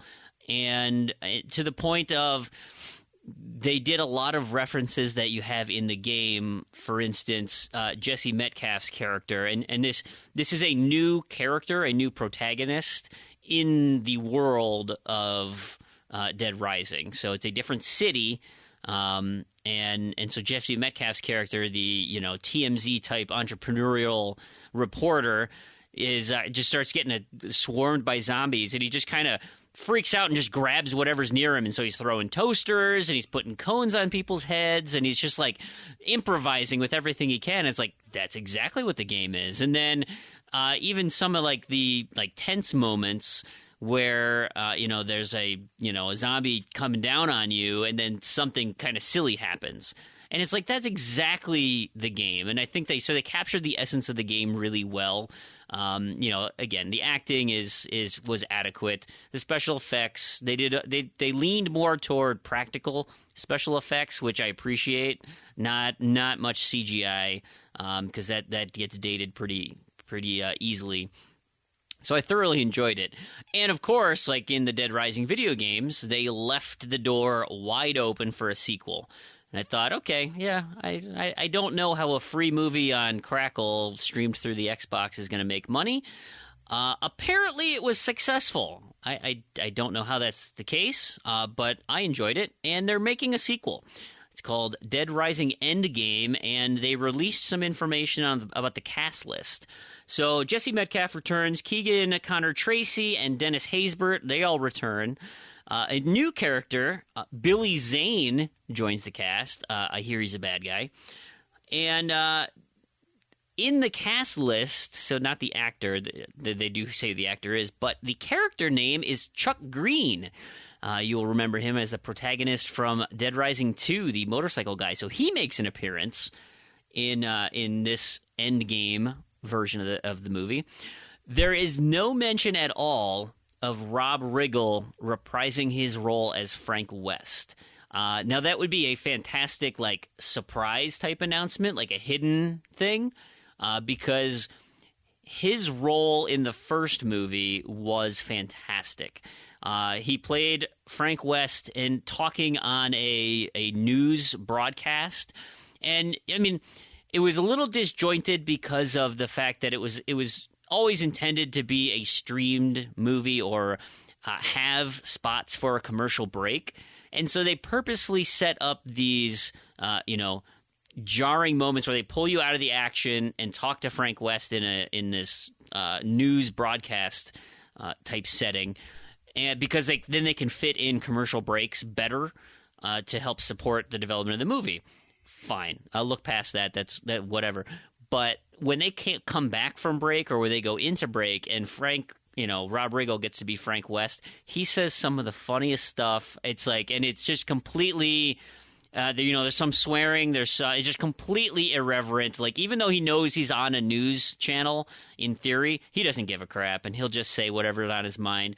I just want to note here, I haven't seen this movie, and I just looked up while you were saying this. Rob Riggle as Frank West. He makes a good Frank West. Like he looks like a very good Frank West. It looks great, right? Yeah. So I'm looking forward to this movie. I think it's going to be another free streamed movie on Crackle. It's definitely going to be on Crackle, and I think they're planning summer sometime. So they're likely just kind of wrapping up principal filming, and they're getting ready just to touch up all the effects and close everything out. So once we get the release date, I'll definitely let you all know. If you get a chance, fire up Crackle, watch Dead Rising Watchtower. It's a video game movie that knows it's a video game movie, and that leads us into our feature content here, Talking Zeds, where we're going to discuss video game movies. And to set the tone here, video game movies have always been a very difficult proposition. And you kind of think about the nature of video games. You spend a lot of time with these characters and you're interacting with them. And movies give you 2 hours to set up a complete story arc. So you don't get the backstory, you don't get all that personal investment per se. So they're inherently tricky to do, but the problem is they're wildly popular. And so everybody wants to try and capitalize on them and make a good video game to movie port. I can't think of a single instance where this has been successful. Now, there have been video game movies I've enjoyed, which and I'll ask you guys in a sec which those might have been for you. But all in all, they don't, despite potentially being commercially successful, they're typically rarely critically successful, and most often they are horribly panned and not appreciated at all. So let's turn it over to you, Terrigan. Do you watch any video game movies? Anything that sticks out in your mind that was either good, bad, ugly? Well, when we first raised the topic, I kind of had a bit of a think, and the first one that popped into my head was they made a movie of Doom, didn't they? And I remember watching that, and it wasn't a great movie, but I think the best part of that movie was when they actually went into the first person sort of view. Right, and that was all of 2 minutes of the film. I was just going to note that's the only thing I remember from that movie. It's the only thing I remember as well. Because I didn't even remember watching it actually until you just mentioned it. But I remember I don't remember it being bad. No, it wasn't bad. But I don't remember it being fantastic either. It was probably it was a pretty cliche kind of story, I guess. So the best bit of it was basically the bit where he gets the what's the power up thing that they have in Doom? I forget the name of it. Overdrive no, what was it? Yeah, you know that thing anyway. And he takes that, and that's when they go into the first person view and have that big battle. But it's like in Berserk mode or something. Yeah, that's it. Berserk mode. Yep. Yeah, so they had that. That's about the only thing I remember from that movie. But I just as you were doing the intro there, I had a bit of a look at the list of movies that have been made from films. List of films that have been made from video games. I'd actually have to give a bit of a kind of a nod to Silent Hill, actually, because I didn't think that the movie of Silent Hill was that bad. It wasn't the best film out there, but as far as a horror film that's based off the Silent Hill franchise, it wasn't that bad. See, but I don't really feel like that paid enough homage to the source material. I thought it was a cool story in the Silent Hill world, and it had Pyramid Head and like some of the critters and stuff, but like. Well, I mean, some of the background story that they used in the film was tied to a lot of what was in the very first Silent Hill game, and some of the backstory there. So yeah, they did actually have a fair bit of a link there, but they did mess with a lot of the continuity of the games. Was there a second Silent Hill movie, or was there just one? No, there was Silent Hill Revelations 3D. Okay, because I watched one of them a long time. This was a long time. This was it's been like 8 or 10 years ago now, almost. Yeah, that'd be the first one. Yeah. The second one only came out in 2012. So. Okay, yeah, definitely was long before 2012. I remember that one kind of in line with what Brandon was saying is, I mean, I don't know a ton about the Silent Hill games, but my impression was they're very, very immersive, particularly the earlier ones. And I didn't really get that from the movie. I don't remember it being bad. I think kind of what you were saying is like, this was a long time ago. I'm really scraping at the little bit that I remember about it. But like that it was a cool movie, but it didn't feel like it was really all that it could have been. Yeah, but I certainly enjoyed it. I mean, I'm a bit of a B-grade horror movie buff anyway, so I quite like a lot of horror movies that other people tend to think are trash. And Silent Hill wasn't a trash horror movie. It was actually pretty decent, and I quite enjoyed it. And even the second one, I enjoyed that as well, for what it was. I probably, just looking at the list, there's actually one standout series of movies that has related to video games, and that's Resident Evil. The Resident Evil series has actually done extremely well. I enjoy those, but as far as canon. Yeah, I mean, like you said, they don't tie themselves that closely, but they are entertaining. But yeah, those ones have done very well. I think they're probably the most successful video game to movie franchise out there. There have been a lot of those. That's another one that I think I probably watched it on the same weekend as I watched Silent Hill, which says it's a very long time ago when I watched this movie. And that was another one where, I don't know, I think I was kind of like half paying attention to it and it didn't really draw me in, but that was a long time ago. I was in a basement with like 5 of my friends. We were all playing on our computers while the movie's on, so I can't speak too much to it. Really. Yeah, I think that one suffered from, Resident Evil 1 was a very traditional survival horror type game, and the movie was more of an action genre. It had to keep the pacing, and so it couldn't build up the tension that you would play in the video game with things being quiet and you're just searching around the room and stuff. You don't want to watch Mila Jovovich search around a room for 30 minutes and then get jump scared. That doesn't make a good movie. And manage your inventory. Right. Oh, man, all right, what am I going to do? Let's combine these herbs together. Nobody wants to watch that. But, as far as a popcorn-type flick, yeah, it's entertaining. I mean, even Angelina Jolie's Tomb Raider movies, right? They completely eschewed the storyline, and they just had a loose thread. But they're like, hey, here's a hot chick who does stunts and is an action hero. Let's just throw her. Let's do a Tomb Raider movie. And it's like, okay, as a movie just to watch and turn your brain off for a couple hours, I admit I enjoyed them. But by far, they are not critically successful. I mean, they were pretty trashy movies, but that one worth the price of admission. Just looking at the list here, that one actually did the third best out of the list of at least the international released movies. Where does Mortal Kombat fall? Because that one, I actually feel the first one, Mortal Kombat Annihilation, was one of the worst movies I've ever seen. But Mortal Kombat, the initial, was at least it fit the theme that I just mentioned with Dead Rising, where it's a semi-serious movie with moments that they're like, yeah, we know we're making a video game movie, and they add that kind of campiness to it. Yeah, I think was what they need for success. So it actually earned $122 million, and that's in $1995. So that's pretty probably good. It was the most successful at the time, beating out the previous one, which would happen to be Street Fighter from 1994. Oh, I remember that one too, Jean-Claude Van Damme, and yeah.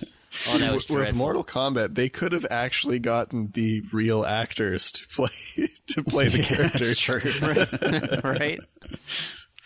Because that's about the right time. They still would have been around. With those fighting games, it's so tough because you want to give all the characters screen time, but the list of characters in Street Fighter, it was like, you like Cammy showed up for a cup of coffee, and E Honda, and all these guys are like, it's like, yeah, you had Bison versus Guile, and then it was like, oh, here's Chun-Li for a little bit. Yep, she's in there. Who else do we need? Well, let's figure out a way to get Blanca in there. But yeah, here he is for 35 seconons. I hope you enjoyed that. And it's just, you can't have a cohesive story like that. Becomes fan service and not a really good movie. Yeah, see, at least with Mortal Kombat, because Mortal Kombat only had 9 or 12 characters or something, right? Not like Street Fighter. Early on, yeah. Right.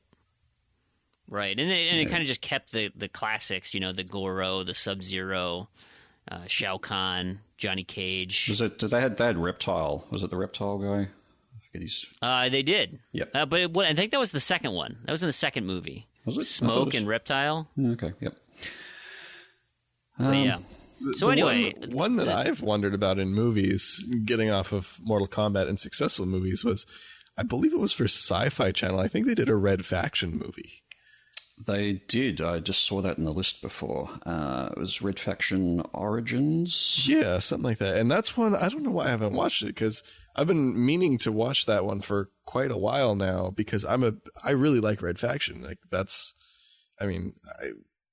The most recent one I've heard is not so great, but Red Faction Guerrilla was a fantastic game. The story was okay, but I mean, it was it was there. Like it wasn't. And it was a lot of fun just going around smashing stuff up. Yeah. So, and it was probably one of my first kind of real forays into a big open world kind of concept game where you could basically just go off and do whatever you want. And the thing that was interesting with Red Faction Guerrilla too was that there wasn't really that much open world. It was really just a wasteland with a few big areas, but it translated really well. Like on paper, that would sound like, well, it's just like GTA minus fun cars and civilians to kill. But it ends up being like, that game was so much fun. Like, I think I've played it between PC and Xbox. I've probably done 3 or 4 full playthroughs. Yeah, I didn't quite go to that level, but I kind of got. There's actually at least 1, maybe 2 achievements in that are actually a bit glitchy. The radio calls one in particular, which has got me on my primary game on the Xbox 360, and I've never got around to going and replaying through the entire thing. And the same with the PC. I think the only things I've done on the PC version are all the multiplayer. I finished the PC one. I don't think I had to restart one of my plays. I don't remember why. I think it was one of the events not triggering or something. Yeah, the bug I'm referring to is once you've completed the main story, or I think once you get a certain way through the story, there's random events, like you'll just get a call on the radio to go and do something. That's what happens. And you need to get a certain number of those, and there's a certain point in the game where they just stop occurring, or you don't get new ones, you only get ones that repeat. And so, you kind of have to keep track of all the missions. It's interesting because they can all appear, but sometimes they don't. Yeah, so I think I've spent hours and hours and hours waiting for the one mission I don't have to appear, and it's just never coming. And that's what I did too, and that's why I ended up restarting, because it was I figured it glitched. So, but on the other hand, on the 360 version, it popped up. So it's one of those things that happens sometimes, I think. I think what happened with that is they did actually patch it, but it didn't retro patch. So if you had a game in progress, that would make sense. And if you had a game in progress, you wouldn't be able to get it to trigger. But if you started a new game, then it would trigger. So it was one of those. And then I assume they probably didn't do that on PC, which I believe is the one I had to completely redo. Right, yeah. That would make sense. Anyway, back to topic. Yes, there was a movie. I have no idea what it was like. But that was back in 2011. I assume it's bad, but I'll give it a go. I think it was straight to TV. Yeah, it was. Yeah, it's entirely possible. We look at some of the recent movies. Hey, actually, there's a House of the Dead 2 movie. Yes, I saw that one. I think there's 2 of those, actually. I think there's 2 House of the Dead movies, which is really weird. I don't like. There's no story. I mean, there is, but House of the Dead, it's not a story-driven game. Like there's a bunch of zombies. We kind of threw a story here, so you have a reason to be killing all these zombies. I mean, that being said, though, horror movies typically don't have very strong stories. True. I mean, I suppose House of the Dead probably has about as much story as a horror movie does. Whoa! In some cases, guys. There was an Ace Attorney movie. What? Why have I not seen this? That sounds ridiculous. Objection! It's Japanese, but so it's probably but there's Ace Attorney. Interesting. That's fantastic. I've played all of the Ace Attorney games. The most recent movie that just came out, I think it just came on DVD, The Hitman, which I saw trailers and stuff for, and I'm like, hey, that looks pretty cool. And then came out with like a 8% on Rotten Tomatoes. Yeah, I did not enjoy that. I was like, what the hell happened there? That must have been like late 2000s, maybe early 2010s. Well, there were 2. There's a Timothy one. Oliphant one, and now there's this new one with some random dude. Yeah, okay, so Hitman was 2007. The new one, Hitman Agent 47. Okay, yeah, 2007. That one was good. I thought that one was good in 2007. I mean, maybe my 2007 self didn't have the same taste in movies as I do now, but I remember that one. That one, good action movie. It actually got about double what the new Hitman Agent 47 got 14% on Rotten Tomatoes. Wow, that's terrible. So I think the big idea here is, can they make decent video game to movie ports? And I think what most people are looking forward to that has a chance is the Warcraft movie that's coming out. I think from trailers and things that people have seen, there's at least enough promise in there that they've taken their time, put a lot of money and effort into making a quality product. Now, does that come across as a cohesive piece? I mean, I'm sure the movie is going to be a commercial success.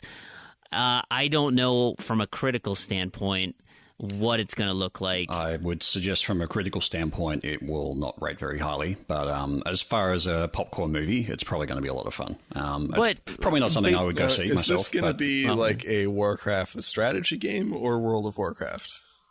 It's orcs versus humans kind of game. Okay. Yep.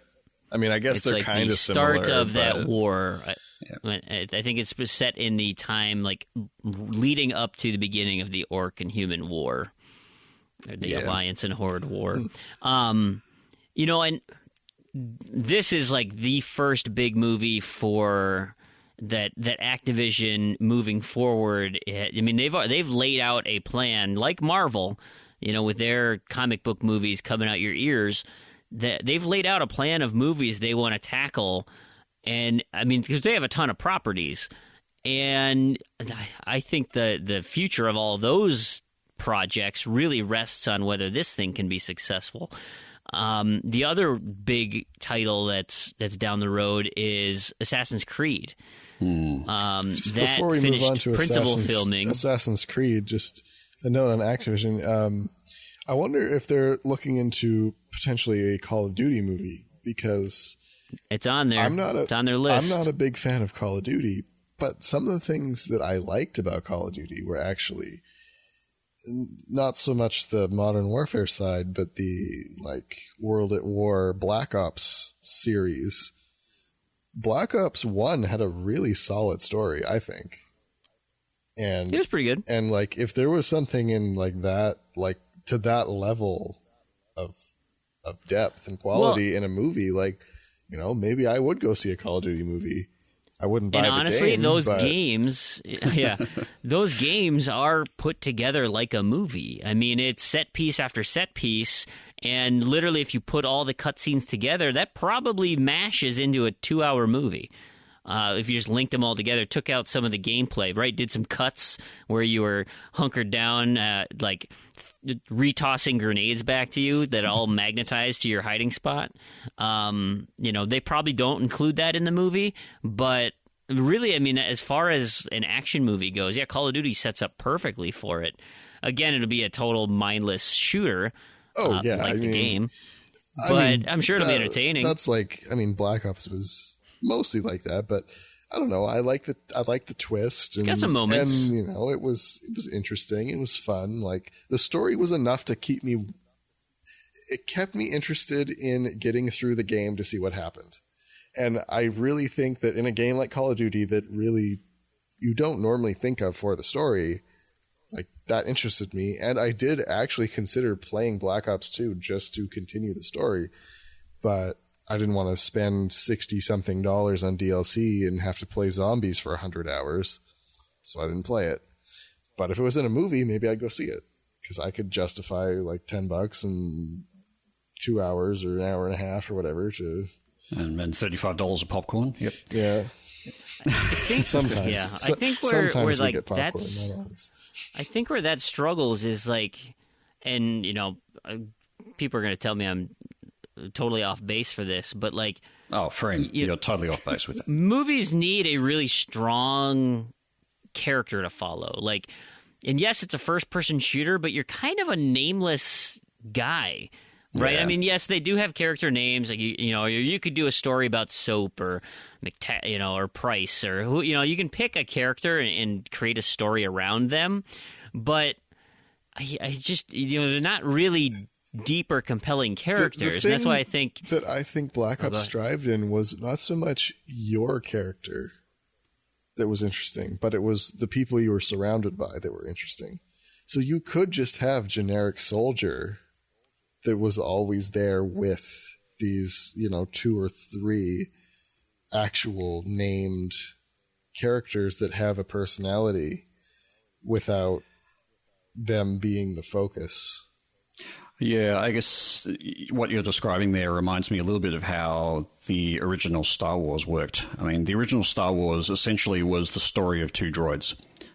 You're following these two droids around, and it's their story and then the people that they interact with. And that was primarily a lot of how the film sort of worked. And I think there's a name for that particular way they structure that. You could almost do a similar thing where you've essentially got two people who aren't really that significant to what's actually happening, but they follow and just happen to be in touch with all the people who happen to make the rest of the story happen. And that's how you tell the story. Yeah, and I think I think it would be hard to have like a Call of Duty movie really focus on a character, because the character you play as, I haven't played Call of Duty for a while, but as far as I remember, was never significant in terms of like actually mattering, other than like you're this guy, super cool guy that runs through the place and shoots things. And then you're surrounded by the people that you see and are interesting and build the story, but you're not really part of the story. You're just kind of there. And I think that would work in a movie. But I don't think it would work if, I don't know, maybe it would. But I think it would be easier to set it up that way that already does seem to work in terms of Call of Duty story, versus trying to force one central character that has depth or something and not have them so much surrounded, have the depth surrounding them. Yeah, so I guess... sorry. You got that, but you can also, I mean, you look at like the Lego movie, and if somebody said, hey, we're going to make a movie about Legos, you say, well, how the hell are you going to do that? Like, that doesn't even make sense. Like, Legos are just a creative toy to build with. And then you get a great screenplay and put together a compelling story that just uses those, toys to carry this story along. You could do the same thing with these, where, like you said, you don't necessarily need a strong character, but if you have a really great story and you're using vehicles... I'm using the word vehicle not in the sense of a car or anything, but like as a tool to carry this story along. You could even make a game out of Hearthstone. There's a bunch of people at the inn where they might actually play one game at some point, but it could just be a great tale of, a fantasy tale that takes place in, the Warcraft universe. And they just so happen to have a game in the middle of it that is Hearthstone related or something. I don't know. I mean, you get a creative person to come up with an awesome story. You don't necessarily need to be that close to the video game material in the first place. So what I heard from all of that frame was Lego Call of Duty. I think that's got to be a thing, right? Well, I think that's what they're making. Activision, aren't they? Yeah, Activision's already doing their Skylanders, and I mean, Skylanders you just need any story that has the Skylanders characters. It doesn't even need to be part of that arc. It doesn't matter. This just came to my mind, so I'm gonna have to say it before I forget. There's like an Angry Birds movie or TV show or something that blows my mind. It's a movie that blows my mind. And it just looks terrible. Oh, it's angry. It's a physics game. The Angry Birds movie, May 20th this year. Yeah, it's coming out. Yeah, they've done a bunch of previews now in front of the the newer movies that are coming out. I think I saw it actually in front of Star Wars. No, they showed the Angry Birds preview. I just saw the poster at one of the movie theaters here. The last movie I went to. I don't remember what that movie was, but I remember seeing Angry Birds. Yeah, it's only about 3 years too late. I know, really. So the last movie I wanted to touch on was Assassin's Creed, and that one is another one of those that I feel like it's got a strong basis to be successful because it does follow an individual protagonist who is interesting or could be interesting. And it's got good talent attached to it as well. Right. Fassbender is a great actor. Yes, and so like that one, I think probably more so than the World of Warcraft or Warcraft movie, it has an opportunity to be a nice piece, and I'd be curious to see how much they tie back to the movie or the video games. But tell you the truth, this isn't going to stop. I mean, Activision just opened up theirs. If Ubisoft's doing the Assassin's Creed movie, there's a great chance, if Watch Dogs 2 comes out and that's successful, they'll do a Watch Dogs movie. Yeah, I don't know if you've heard anything about it, but Sony are doing an Uncharted movie. Yep, and they got the Titanfall TV show we talked about last episode. I mean, there's Defiance, too. That was another kind of linked movie game thing. That's right, and Quantum Break as well will have its own TV series, I think. Yep. I think so. But even Halo, there was a sort of a couple of add-on sort of TV series or shorts for those, which I think were received well. So yeah. So hey, that's a bit of a departure from the movie. I would like to see. I'm just going to add this. I'm going to go back to my favorite always, BioShock. I would love to see a BioShock movie. Do you know there was a Dragon Age movie? No. There was a Dragon Age movie. I did not know that either. Shows how significant that one was. I want to see a Roblox movie. That may join the legendary 0% on Rotten Tomatoes club. I mean, they're not gonna stop making these movies because they still make money, and there's a big audience who just by name alone will go and watch them. I would go to a BioShock movie. It could be the worst movie ever. I'd pay to go see it. Yeah, I guess there's also a split there as well. I think there's movies or TV shows that are linked and are released in line with the game. They're essentially part of the game, and I think the Halo series, for example, is a good example of that. They're released kind of alongside or part of the franchise. They're not a someone's got an idea for we want to make a new franchise for a thing that's gone by a game, right?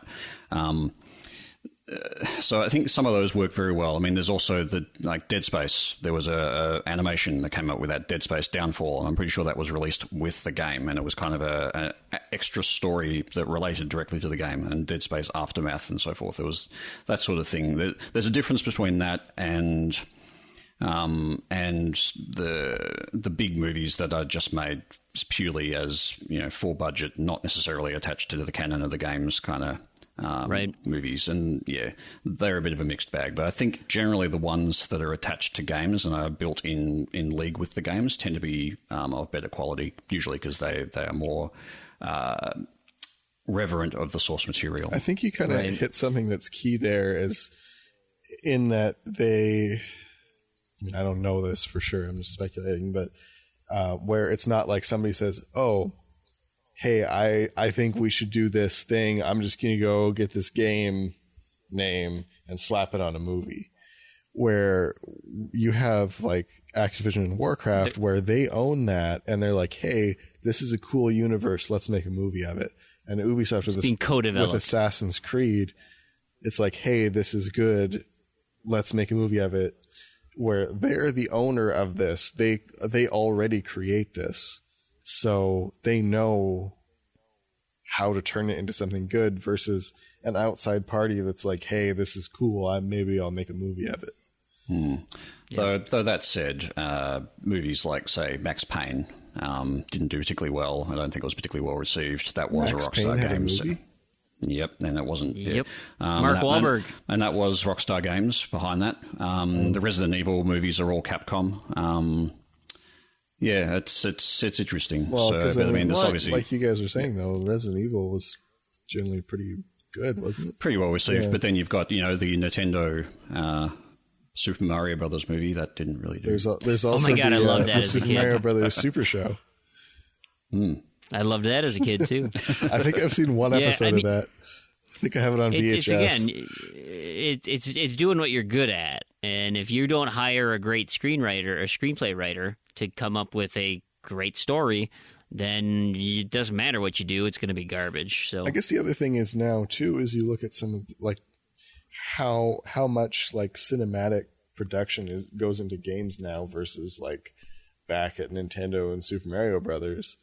Like games were like it's a platformer game. I mean, I don't know the timing of that, but now that some games are like movies. Like they have huge sequences and story components because they can. Versus before, there was less potential for that. So I don't know. It'll be interesting. You know, I think there could be some good ones, but if it's like the past, they'll probably be commercially successful and critically unsuccessful. We'll see. Yeah, it's maybe just a last little note here. It's worth noting that a lot of the visual novels out there actually have anime attached to them. Whether that kind of counts or whether the anime came first before the game is one question. But there certainly is a lot of highly regarded anime that's attached to a lot of those visual novels. Right. And the final thing we'll just close out with, tie it back to achievements. With Dead Rising Watchtower, when I watched that on the Crackle app, I ended up unlocking 3 achievements because of the time spent and favoriting and all that stuff. So technically you can get achievements. They're in apps. They carry no gamer score. They don't count for much. But you can always go and use the Xbox Movie app to watch a lot of these movies and get those achievements too. So we'll circle back on this topic after we see some of these upcoming films, and I would just give our movie review segment a crack. It will not be a regular segment, but we'll definitely circle back. So with that being said, we will move into our closing features. We'll start off with Gamersport Boot Camp, which is typically a piece where we want to isolate a game that we can score significant points in, if not get the completion in a relatively short period of time. As we cut to this section, we want to hear from the audience, the feedback that you guys have. Is this helpful? Are you finding games here that you might have missed, or efficient ways to go and get some gamer score? We'd love to hear from you if this is something that you've actually used or is worth taking the time to do. For us, we've typically already done the games, and I'm nervous that a lot of people already have as well. So if that's the case, then maybe we can take some suggestions too. As long as, the key is easy and quick gamer score. Doesn't have to be completion, although they're nice. But just something we can do in a speedy way. So with that being said, here's this week's Gamerscore Bootcamp. Today's Gamerscore Bootcamp is SpongeBob SquarePants Plankton's Robotic Revenge. This straightforward 3D action-adventure game is catered toward children, which usually makes it for easy gamerscore. While this game is no different, and nearly 40% of all site users on TrueAchievements.com have unlocked all 20 achievements, it typically takes between 8 and 10 hours. Not terribly long, but not terribly fun either. One item that does make this an interesting title is the opportunity to preload. If you're not familiar with the concept of preloading, it refers to the practice of fulfilling the requirements of an achievement up to the point of actually unlocking it and saving those points for a rainy day, or a contest deadline, or a gamerscore personal goal. 10 achievements for a 685 gamerscore fall into that category, and the other 10 are either story-based or will occur while you're grinding out sprockets. So here's the nitty-gritty detail. Pick whoever you want to begin with. There really is no difference between any of the characters, and they all have access to the same weapons. That weapon of choice is the Pickle Blaster. It's pretty much the most versatile weapon in the game, and you'll want to focus on getting that one to the max level. After that, just save those sprockets. Your first task is to play through the story, killing everything and collecting all the sprockets you can. This will earn you 7 achievements for 255 gamerscore. Although you'll likely complete a level without dying for another 20 gamerscore, and if you don't earn this by the end of the campaign, you'll earn it during the sprocket grind, which is to kill 250 enemies and overload 50 enemies. And overload is just a different type of enemy kill. So that'll take you up to 10 achievements for 315 gamerscore, and so far you've invested about 4 to 5 hours. The other 4 to 5 hours will be monotonously grinding out sprockets. Sprockets, if you haven't deduced, are this game's currency. You'll be able to collect sprockets from killing enemies and destroying the barrels found throughout the levels. You'll need 39,150 sprockets to fully upgrade a character, of which there are 5. Characters, that is. While the most effective way to grind sprockets is to use the level select from the main menu, choose the leftmost whirlpool and select Dutchman's Hollow. This is the second option because the first level has a long, unskippable cutscene. You'll end up playing Dutchman's Hollow and the Boneyard, that's the following level, over and over until you've collected enough sprockets. Once you reach Davy Jones' locker, quit the menu and start over.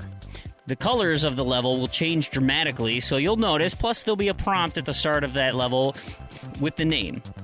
Why just those 2 levels? Well, the levels start getting longer with more platforming and the enemies get tougher to kill.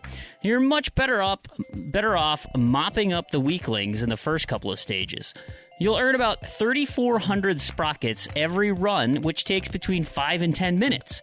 It should be noted that if for some reason you do die, you will lose all the sprockets you've collected in that run, so make sure to bank them in the upgrade shop when you come across it.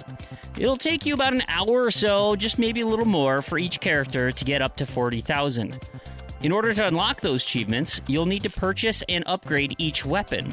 For unlocking each weapon on a single character, you'll get a 25 Gamerscore achievement. And then maxing out all weapon upgrades for each character will earn you a 100 Gamerscore achievement, which is a total of 5 achievements for 500 Gamerscore. All of those are easily banked. There's one achievement for traveling through a whirlpool falling section without taking any damage, and that'll get you 25 Gamerscore. Just hang out in the lower left corner and watch out for the couple of times you need to move. Overall, it's not terribly difficult. The remaining 3 achievements will require extra controllers. You'll need 4 of them, but you can use plastic instruments in a pinch and get the achievements all in one go. Load up the last level of the first world. This is a plankton boss fight. Let your 3 idle controllers stand there while you dodge the boss's attacks. Once your allies go down, simply stand inside the green circle until the thermometer fills up and you revive them. You'll get an achievement on your first revive and the 20th revive. After that, simply kill the boss with the other 3 in the game, and that last 100 Gamerscore achievement is yours. So a quick recap. If you're looking to bank 685 Gamerscore, here are my suggestions. Grind out all the sprockets needed to upgrade every weapon, and when it's go time, just load up the characters and unlock all the goodies. Then play the 4-player boss fight while finish traveling through the whirlpool without getting hit, and those are the last 10 achievements for 685 Gamerscore. Maybe take you 20 minutes. And that has been this week's Gamerscore Bootcamp. Great, and we are now also going to introduce a new segment, and this is called Crandy's Shovelware Cemetery. Can you explain what exactly we should expect, Crandy? Well, I'm really looking forward to this, as I'm a big fan of shovelware. Big fan of shovelware. So this week, an opportunity was presented to us in that we got some new connections that is going to, presumably, if everything works out as planned, allow us to get some access to particularly indie games, some of the times earlier on, and get review codes given to us by developers. So my plan for this segment is, because this is all shovelware, we're just going to make fun of it. We're just going to play it. We're going to point out how bad it is and how it's just total shovelware. You know, if there's easy achievements, that'll be pointed out. You know, if things go well and these connections work out, we may get some developers here in Shovelware Cemetery and interview them on Shovelware Cemetery and get their take on their shovelware. What if it's actually good, though? Like, will we move that to a different segment? See, or they still get thrown into Shovelware Cemetery? I haven't decided yet. I think we should mention them on Shovelware Cemetery, but given that it's a cemetery, it should be a place where the bad shovelware goes. But yeah. I suppose we need to define what shovelware actually is. Yeah, to begin with. Do you want to go on shovelware? Well, you've probably got the better definition for it, I'd say, because it's kind of your segment. But shovelware is, well, basically cheap games that don't have a lot of thought put into the gameplay, and they don't necessarily have to be cheap either. I mean, some of the shovelware is like $20. They just generally have to be awful gameplay, and often in a lot of cases be glitchy or just not work. And produced very quickly. And as you mentioned, without a lot of thought, just kind of typically shallow experiences. Yeah. I think one that you've done a really good review of on TA is Toro. Oh yeah, it's probably a very good example of what shovelware is. Snipers is actually another one. That's a bit of a different kind of shovelware because it actually got published on a disc. That was a full release, but I wrote a review for that one too. It's a good review. I did put a lot of effort into that one. Probably even more than Toro, actually. Snipers was trash. Complete shovelware. Well, there you go. So you've got a sneak peek into some of the future content of shovelware. Not everything's Cemetery. confirmed yet, but I think Shovelware Cemetery is going to be good. I think it's going to work out, and if all goes as we could talk about Roblox this week. Roblox is like, that's shovelware. Like, wow. If you want to know what shovelware is, just look at Roblox. Shovelware. We'll get to Roblox in a second here. So, look forward to Shovelware Cemetery. We do have a couple of backwards compatibility titles that showed up. Galaga is now backwards compatible, and coming soon, it's not official yet, Dark Souls. They've announced that there's a pre-order bonus for Dark Souls 3 that you get access to Dark Souls 1 as backwards compatible. So when that's backwards compatible, that will be part of my gaming goal. I am going to start Dark Souls and experience all of the... I don't want to use the word joy, but let's just say experience the game. Dark Souls is a really good game. I really, really love the Souls series, and... I like Demon's Souls more than Dark Souls, but Dark Souls is pretty good. Yeah. Just a little tip for Dark Souls, though. If you happen to know anybody who has completed it, I think you can hook up with them in co-op and they can actually give you weapons. You know somebody that has completed it and has a save. Yeah, so... Is he on the podcast? Quite possibly. Maybe. But I know someone who's offered to basically soup up my guy so I can get through the game a lot easier than it would be otherwise. So that might be something I will give it a fair shot to start, and if it gets too frustrating or it's not my cup of tea, I am reaching out and getting help. I would recommend... I will give it a fair shake to start. I would recommend playing through at least once without any assistance. And then getting all the weapons is a huge pain, and it's not really that fun. Get somebody to give you the weapons and some other goodies if you're done with everything else. But definitely, I would really stick through it.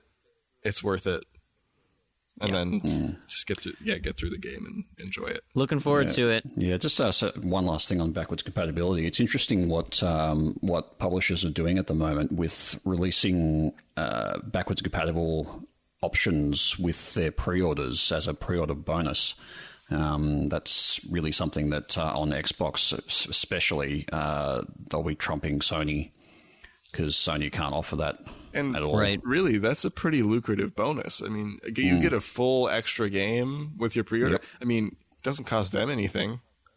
If anything, it could even make them more money if it's got DLC. Yeah.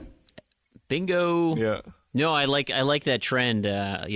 I just hope they don't all wait until their new games are released before they open the gates to getting this content out here, because there's a lot of games I'd love to be able to play on my one, because I'm just lazy. I don't want to get up and put a 360 disc in. I guess I still have to technically put the 360 disc in the one to dead it anyway, but whatever. Well, Points taken. Dark Souls was a game with gold. Yes, it was. So it's definitely a digital game for me. I assume you have that one. I do. So, all right. And another closing segment here is Knobs and Discos. Mentioned it at the top of the show. Of course, this is our unobtainable and discontinued achievements section. Things to watch out for or things that were fixed Crandy, what do you got for us this week? Well, we've got a few this week. So first off, Lara Croft Relic Run on Windows Phone. The Hexagon and Survivor achievements are now discontinued, sort of. So in the most recent update, removed curses. So initially, these achievements were not obtainable or very, very, very glitchy. It's kind of unclear which when the game was released. Then a patch came out and fixed them, I think, or mostly fixed them, which was the prior to this patch, the most current version.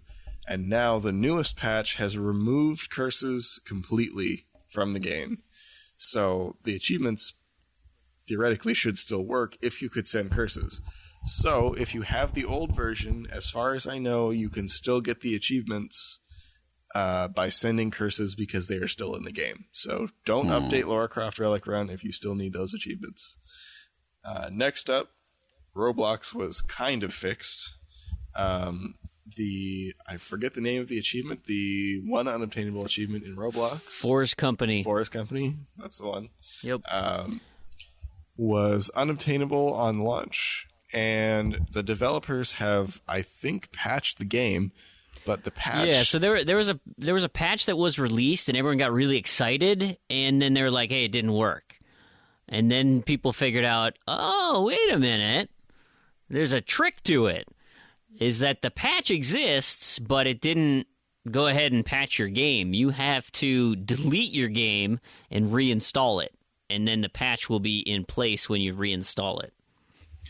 And I can confirm in my ironic playing of Roblox that the achievement does work, at least for most people. And I also got it to work. Yep, I got it to work as well. Now, there are some people that this doesn't work well with, and so let me give you a couple pieces of advice that happened with me. So you got to get in a game together, and you all have to be on each other's friends list. You don't have to. I don't think you necessarily have to follow friend back. I mean, you can send your friend request and. They'll be on your list, their list, everybody's lists.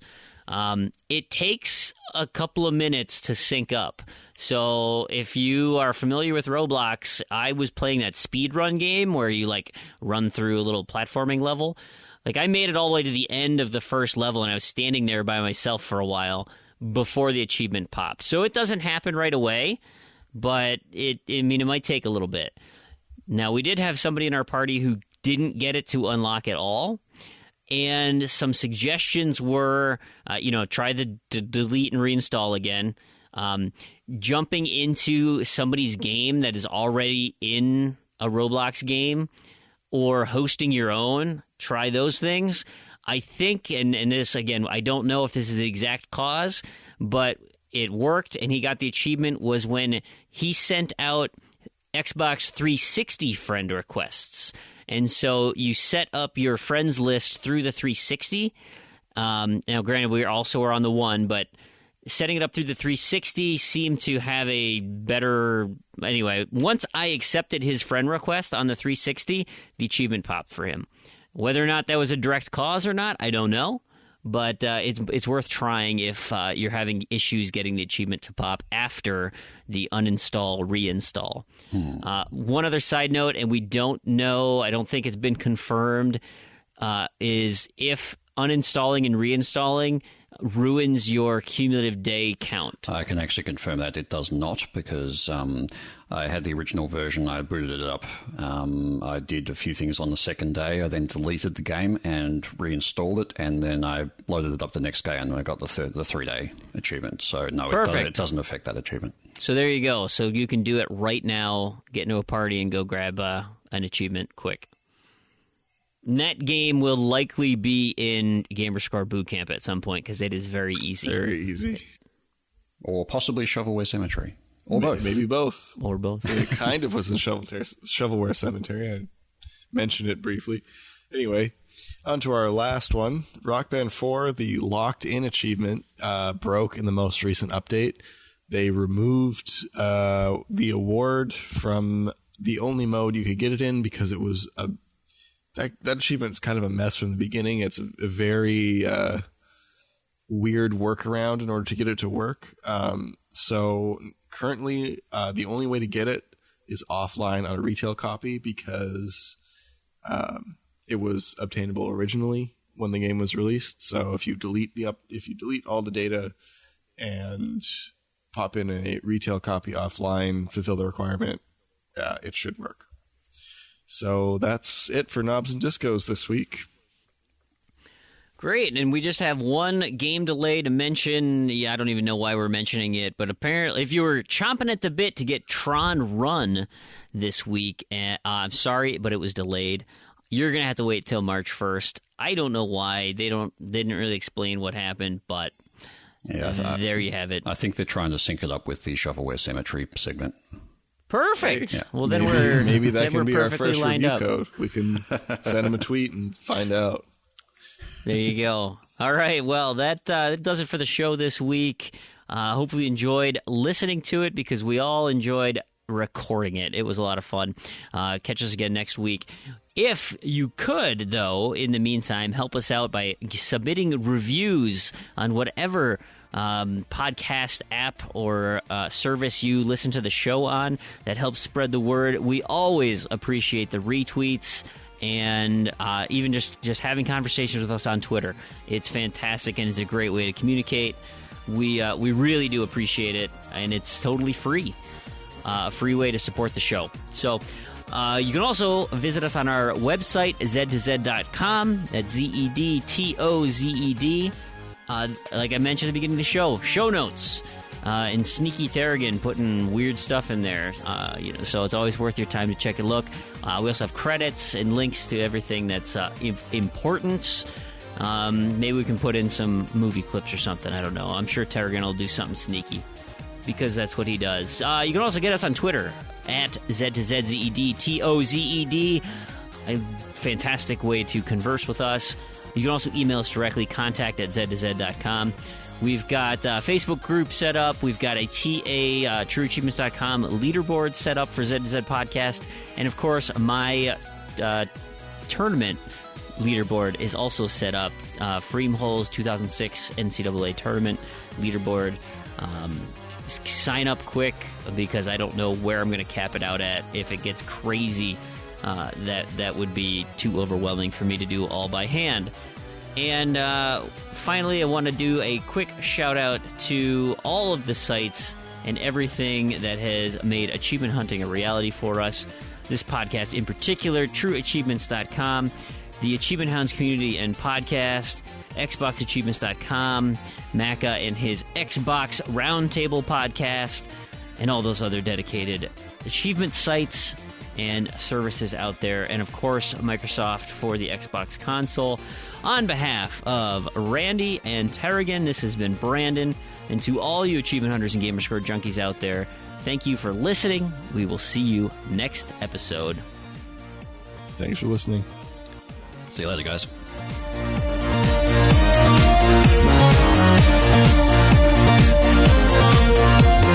What I assume listening to the show, so if you hear your name on this podcast, great.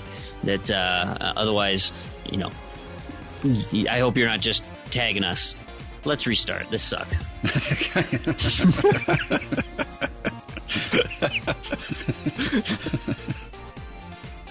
That blowed. Screw you guys. Screw all of you. The beauty of not recording live.